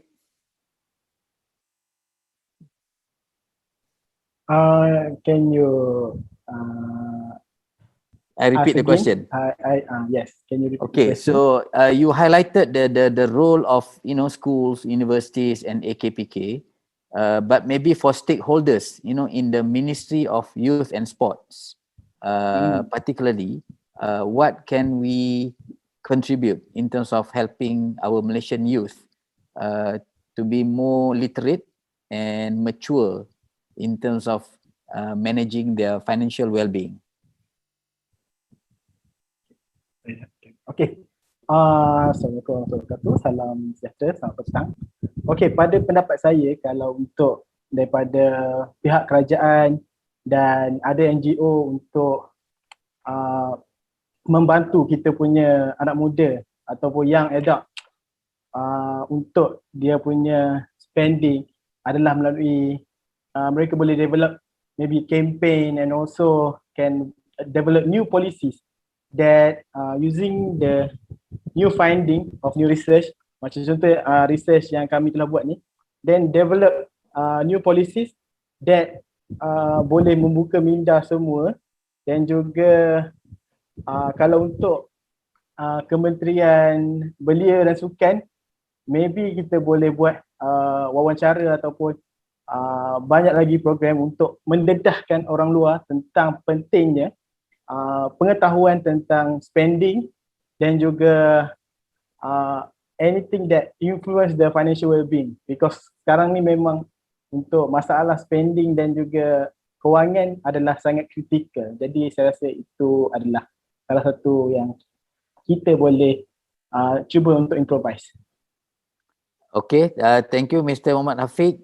Second question, apakah pandangan, okay, I just copy this question, apakah pandangan pembentang tentang kegairahan belia-belia untuk memiliki kad kredit untuk berbelanja?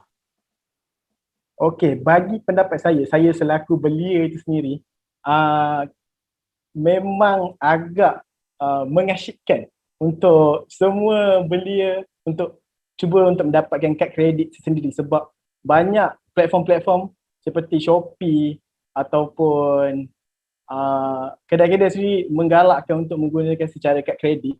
Jadi untuk mereka yang tidak betul-betul faham konsep kad kredit, dia akan nampak benda ni seperti sangat mudah dan agak membantu mereka. Sedangkan apabila mereka tidak menggunakan dengan betul, dia akan menjadi banyak masalah. Seperti sekarang Shopee pun banyak gunakan untuk membenarkan pembeli guna kad kredit dan bayar bulan-bulan. So that's why I think quite concerning lah. Okay, alright. Thank you very much, Mr. Hafiq, for the consumption of Trudy and our colleagues. We were discussing about the financial well-being of youth.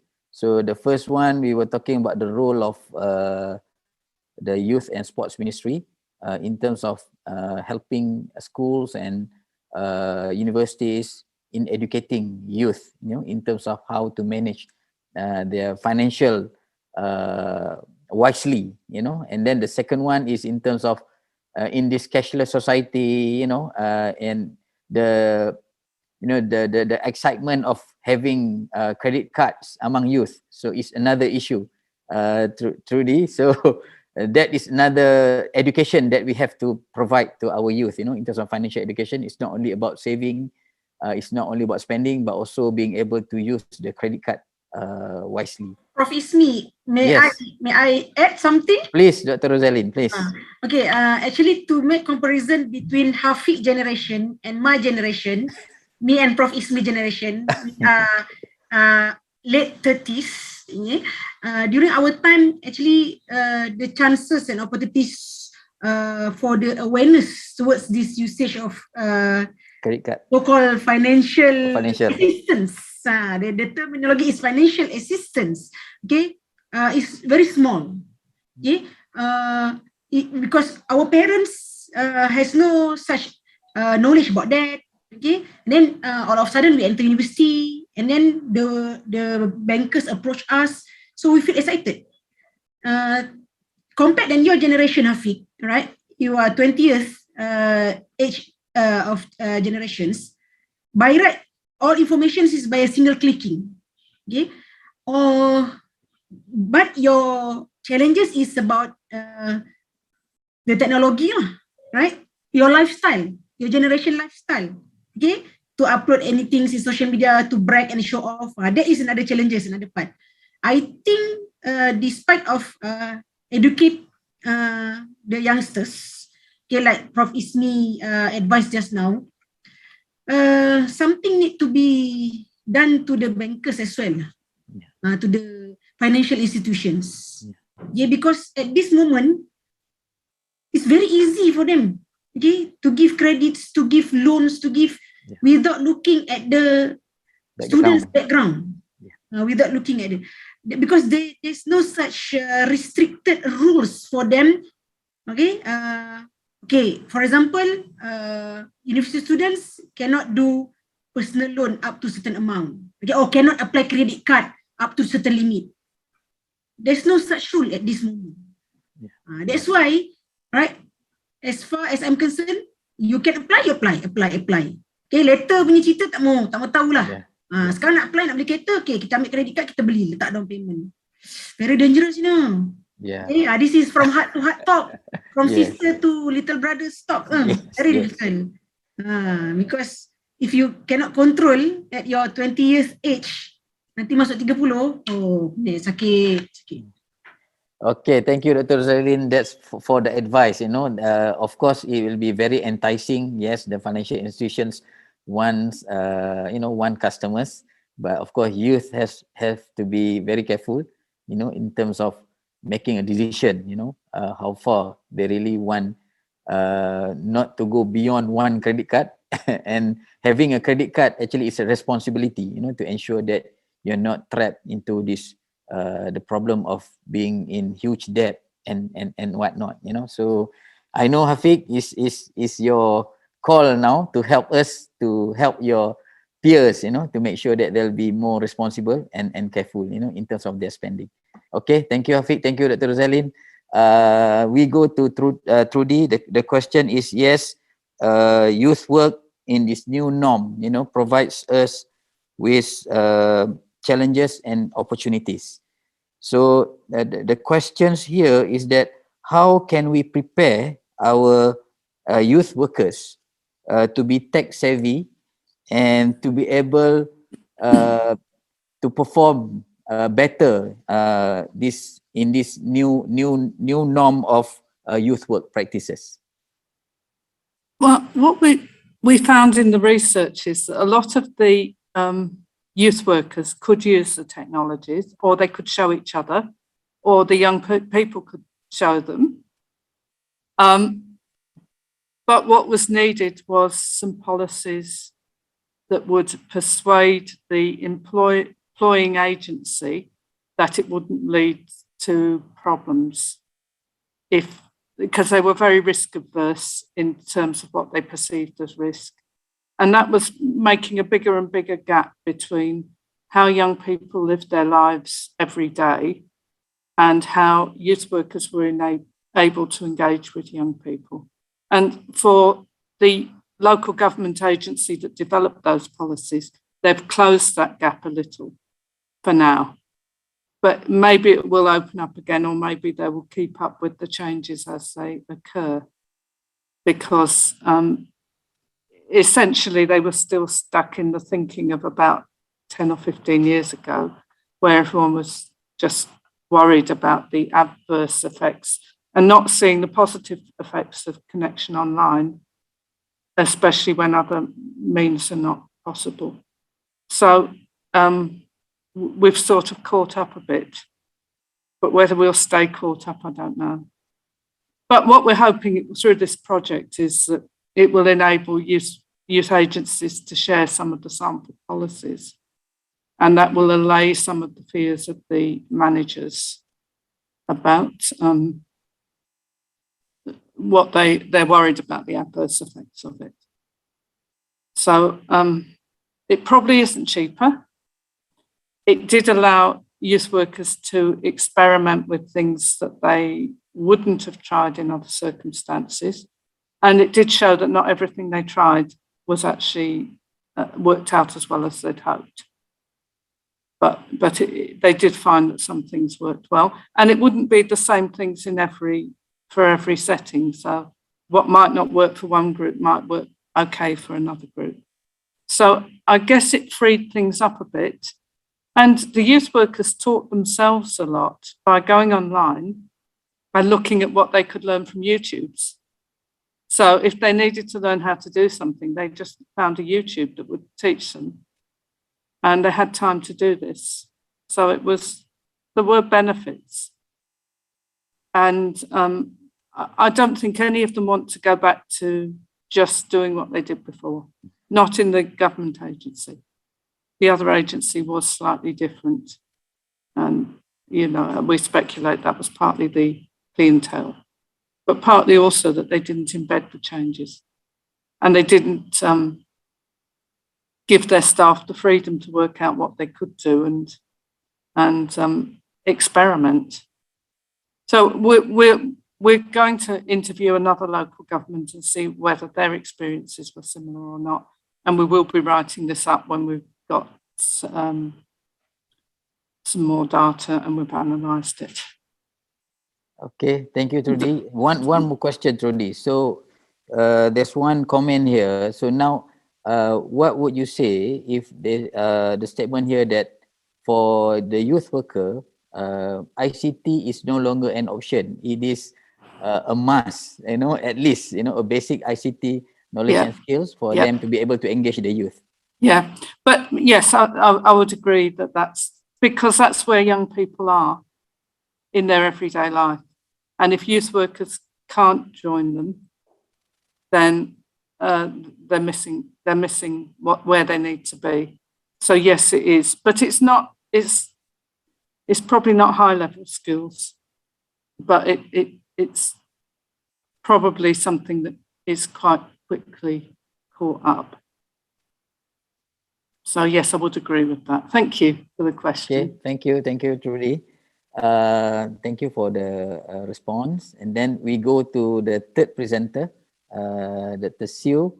You have shared with us, the importance of nurturing the altruistic values.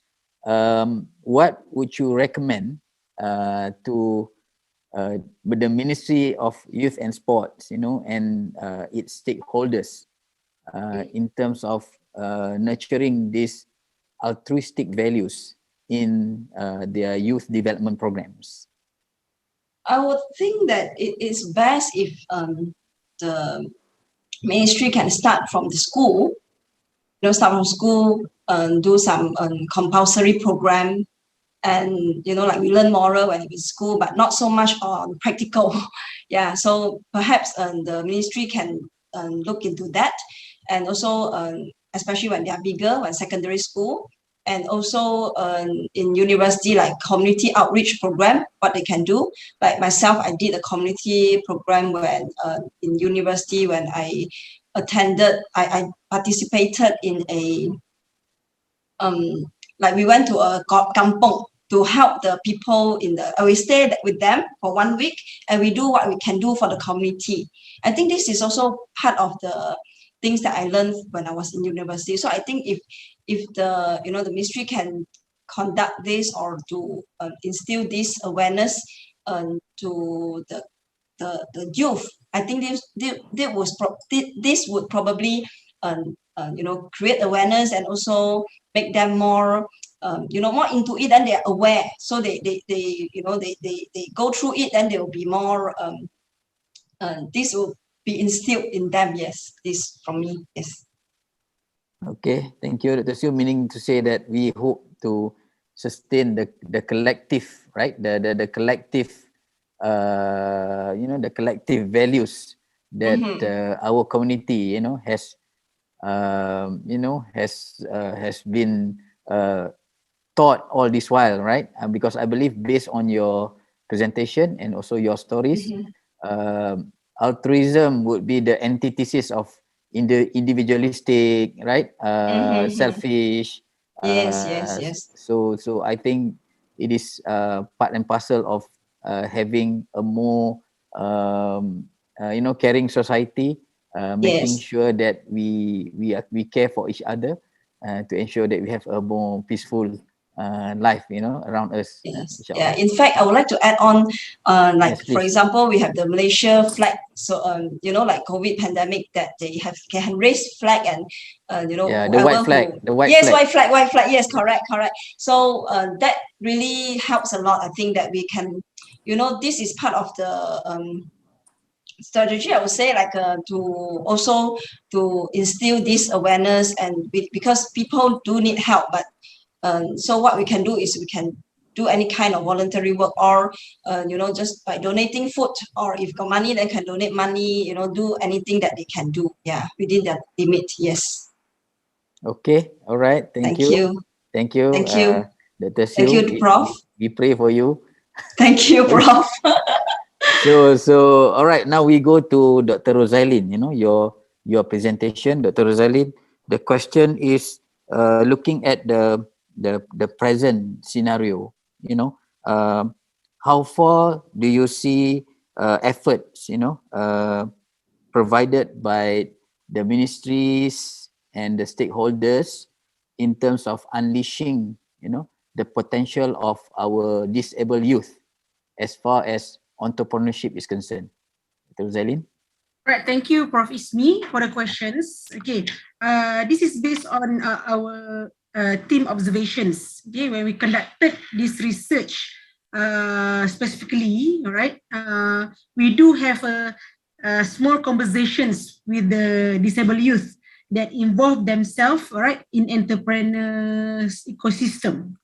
Okay, actually, there's a lot of potential from the disabled youth, okay, in terms of promoting the entrepreneurship activities, because okay, upon maturity, right, when the technology is embedded, okay, in the knowledge itself and the initiative itself, especially the digital entrepreneurship, okay, once it being embedded in the courses and then in the trainings, in the seminars, in the workshop, upon maturity, okay, they let go, okay, their feelings that they're shames, they're shy, okay, because they realize, okay, they no need to face people.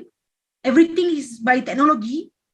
So this is a very huge platform and opportunity for them to exploit. In fact, right, when we have these small conversations with these successful disabled entrepreneurs, okay, they're still young, some of them still studying, okay, they stated that if they can return back the times, it will be grateful if the technology came earlier than now.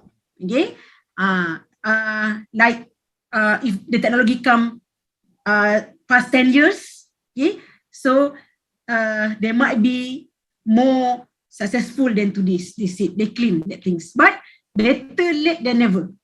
So from that technology, okay, we do support them to exploit that to become a very good entrepreneurs. If they shy, there's no rigid rules and regulations. It's not a compulsory, okay, because previously when you want to be salesman, businessman, you must have a very good PR. You must have a good skills to influence people to buy your products.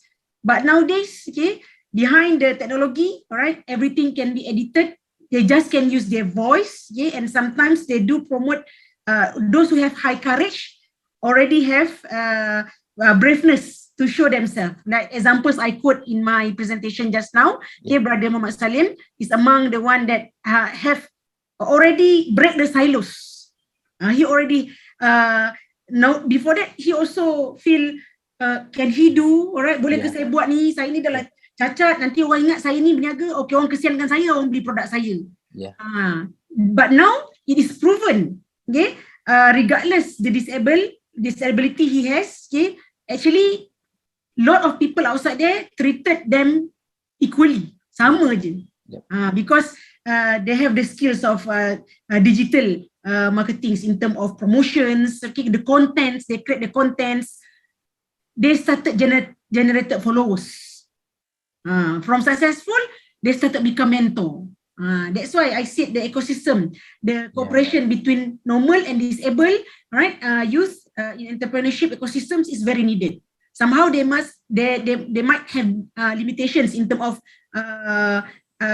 activities to be conducted physically, okay, but their mind are sharp, and their courage are very high.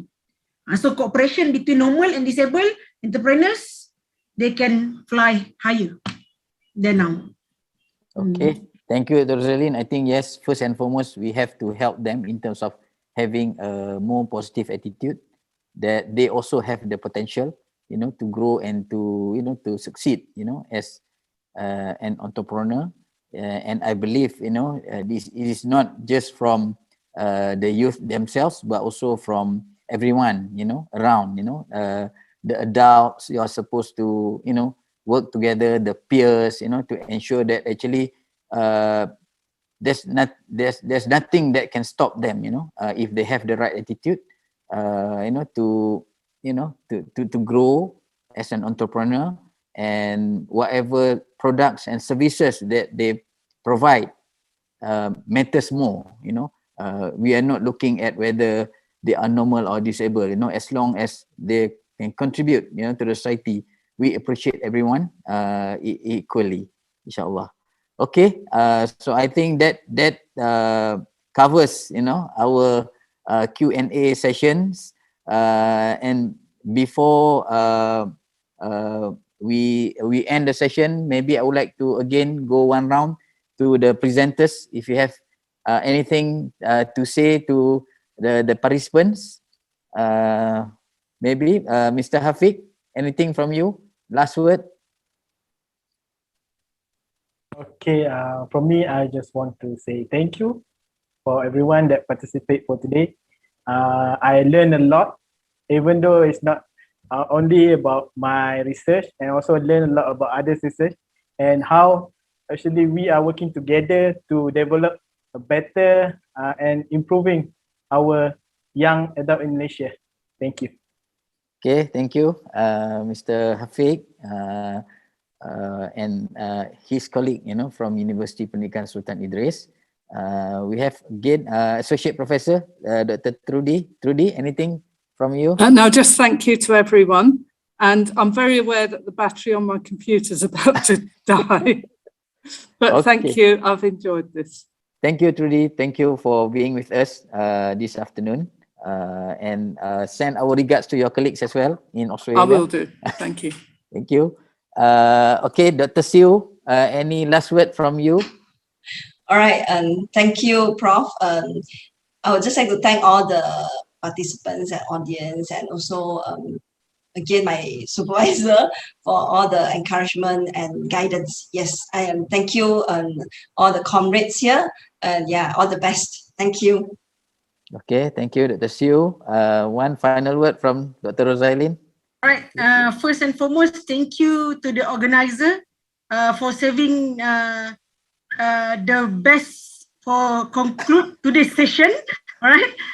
Hopefully, all the informations conveyed will benefit all the audiences, and together we strive for better life, inshallah.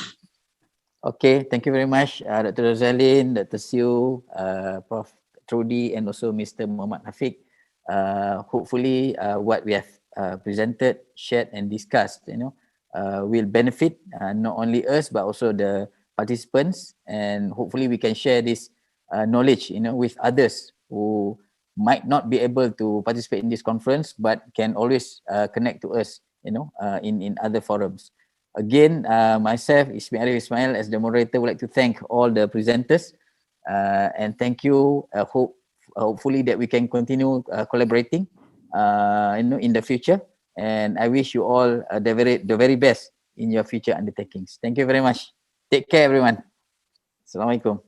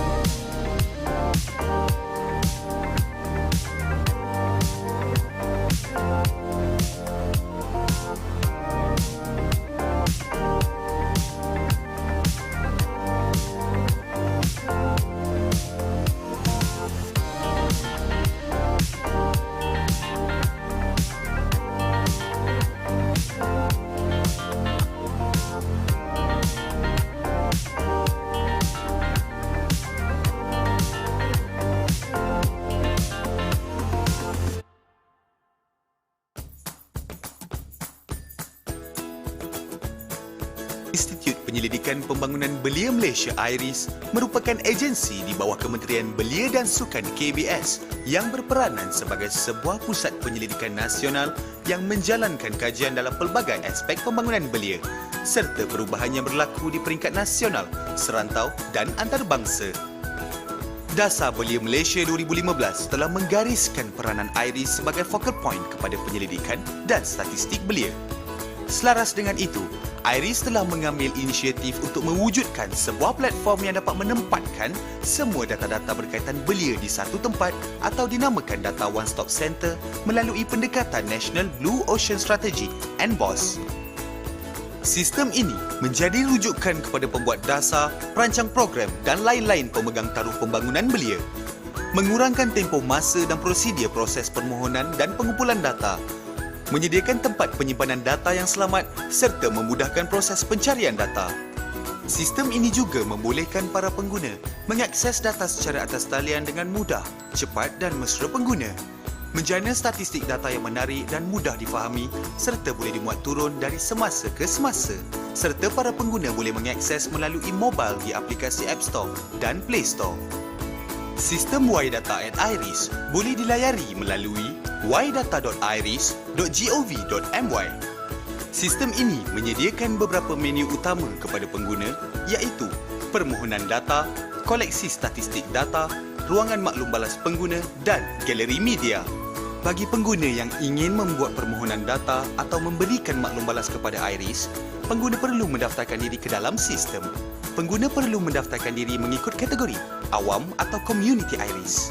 Bagi pengguna yang ingin membuat permohonan data, ruangan ini disediakan untuk memudahkan para pengguna memohon terus melalui sistem data yang diperlukan selain daripada data yang telah dimuat naik pada sistem ini. Sekiranya pengguna mempunyai sebarang aduan, pertanyaan, cadangan atau pandangan, boleh ajukan kepada pihak urus setia sistem ydata@IYRES melalui ruangan maklum balas yang telah disediakan. Koleksi statistik data belia yang telah dikumpulkan daripada focal point telah dijana ke dalam bentuk visualisasi yang lebih interaktif dan menarik. Statistik data belia dibahagikan kepada 9 kategori utama iaitu penduduk, persatuan, pendidikan, kesihatan, sukarelawan, gejala sosial, sukan dan rekreasi, usahawan belia serta sosialisasi politik. Pelaksanaan ydata@IYRES telah mendapat kerjasama yang baik daripada semua pihak yang terlibat. Aktiviti-aktiviti telah direkodkan dan dibuat naik ke dalam sistem untuk paparan pengguna. Semua koleksi aktiviti boleh dicapai pada menu Galeri Media. Sistem ydata@IYRES juga turut menyediakan menu-menu sokongan kepada para pengguna untuk mendapatkan maklumat tambahan sistem ini. Sekiranya pengguna memerlukan manual pengguna, sistem ini telah menyediakan beberapa dokumen mengikut jenis pengguna yang boleh dimuat turun secara percuma. Sekiranya ada sebarang pertanyaan, sila hubungi urus setia ydata@IYRES.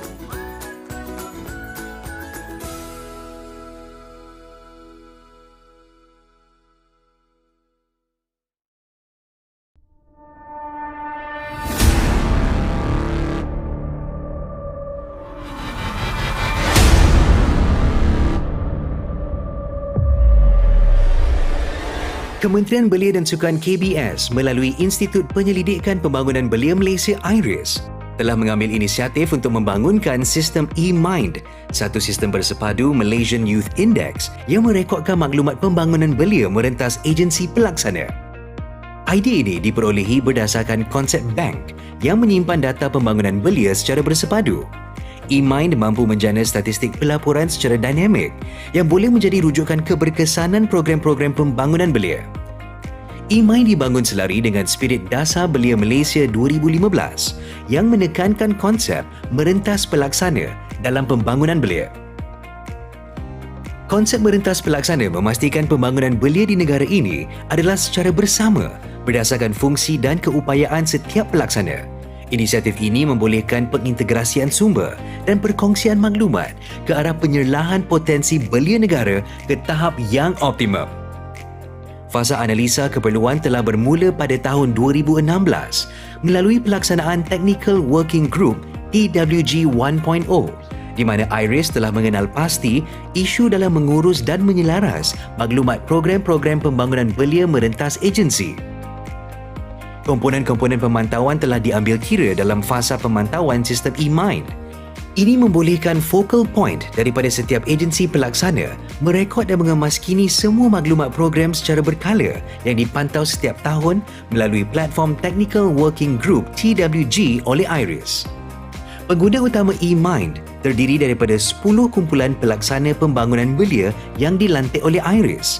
Kumpulan pelaksana tersebut terdiri daripada kementerian dan agensi persekutuan, institusi pendidikan dan penyelidikan, kerajaan negeri, pemimpin politik, institusi keluarga, syarikat berkaitan kerajaan dan swasta, NGO dan individu belia, masyarakat, media dan badan bukan kerajaan. Sistem e-Mind hanya dapat digunakan oleh focal point yang telah dilantik dan ianya boleh diakses melalui capaian emind.iris.gov.my. e-Mind ini menyediakan fungsi utama merangkumi kemudahan dashboard yang menyediakan statistik laporan secara dinamik, penyediaan maklumat program pembangunan belia secara bersepadu, penjanaan pelaporan program pembangunan belia secara dinamik, penerangan maklumat berkaitan sistem e-Mind dan paparan galeri media. Focal point yang bertanggungjawab sebagai pentadbir agensi akan dibekalkan maklumat pengguna. Pentadbir agensi ini perlu mengenal pasti tidak lebih daripada 5 orang pengguna dan seorang pegawai pelulus di peringkat agensi masing-masing. Pentadbir agensi dan pengguna agensi perlu merekodkan program secara berkala, merangkumi maklumat am program, kumpulan sasa pelaksanaan program, maklumat pelaksana program, pencapaian program. Maklumat-maklumat yang direkod perlu diperakukan oleh pegawai pelulus di peringkat agensi masing-masing. Maklumat-maklumat yang telah diperakukan di peringkat agensi akan disahkan oleh pentadbir sistem e-Mind. Dengan adanya e-Mind ini, pastinya dapat membantu menyediakan input rujukan dalam pembentukan dasar berkaitan pembangunan belia yang lebih holistik. Membantu dalam membuat perancangan agihan sumber yang lebih tepat dan efisien. Memantau pencapaian program-program pembangunan belia merentas agensi pelaksana secara berterusan. Merancang dan melaksana program pembangunan belia mengikut bidang keutamaan. Menjadi input kepada Pelan Tindakan Pembangunan Belia Malaysia 2020 ke 2025. Untuk maklumat lanjut, sila layari laman web rasmi IRES di www.iris.gov.my.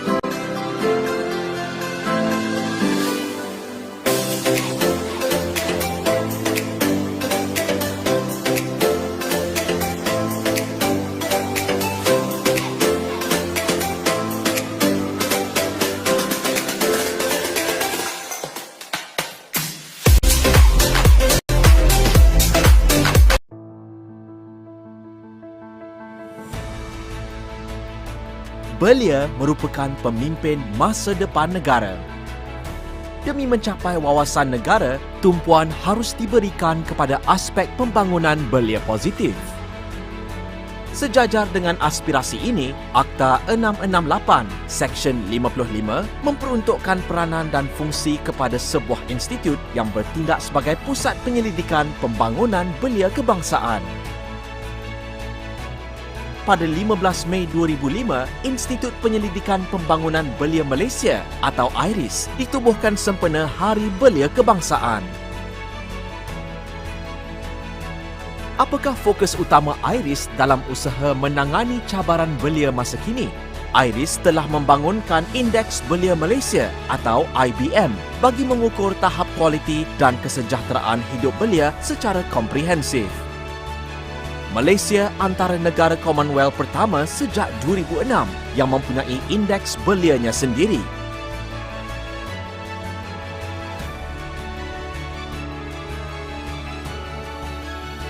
Selain IBM, IYRES juga menghasilkan Indeks Budaya Sukan Malaysia bagi mengukur trend budaya sukan rakyat Malaysia.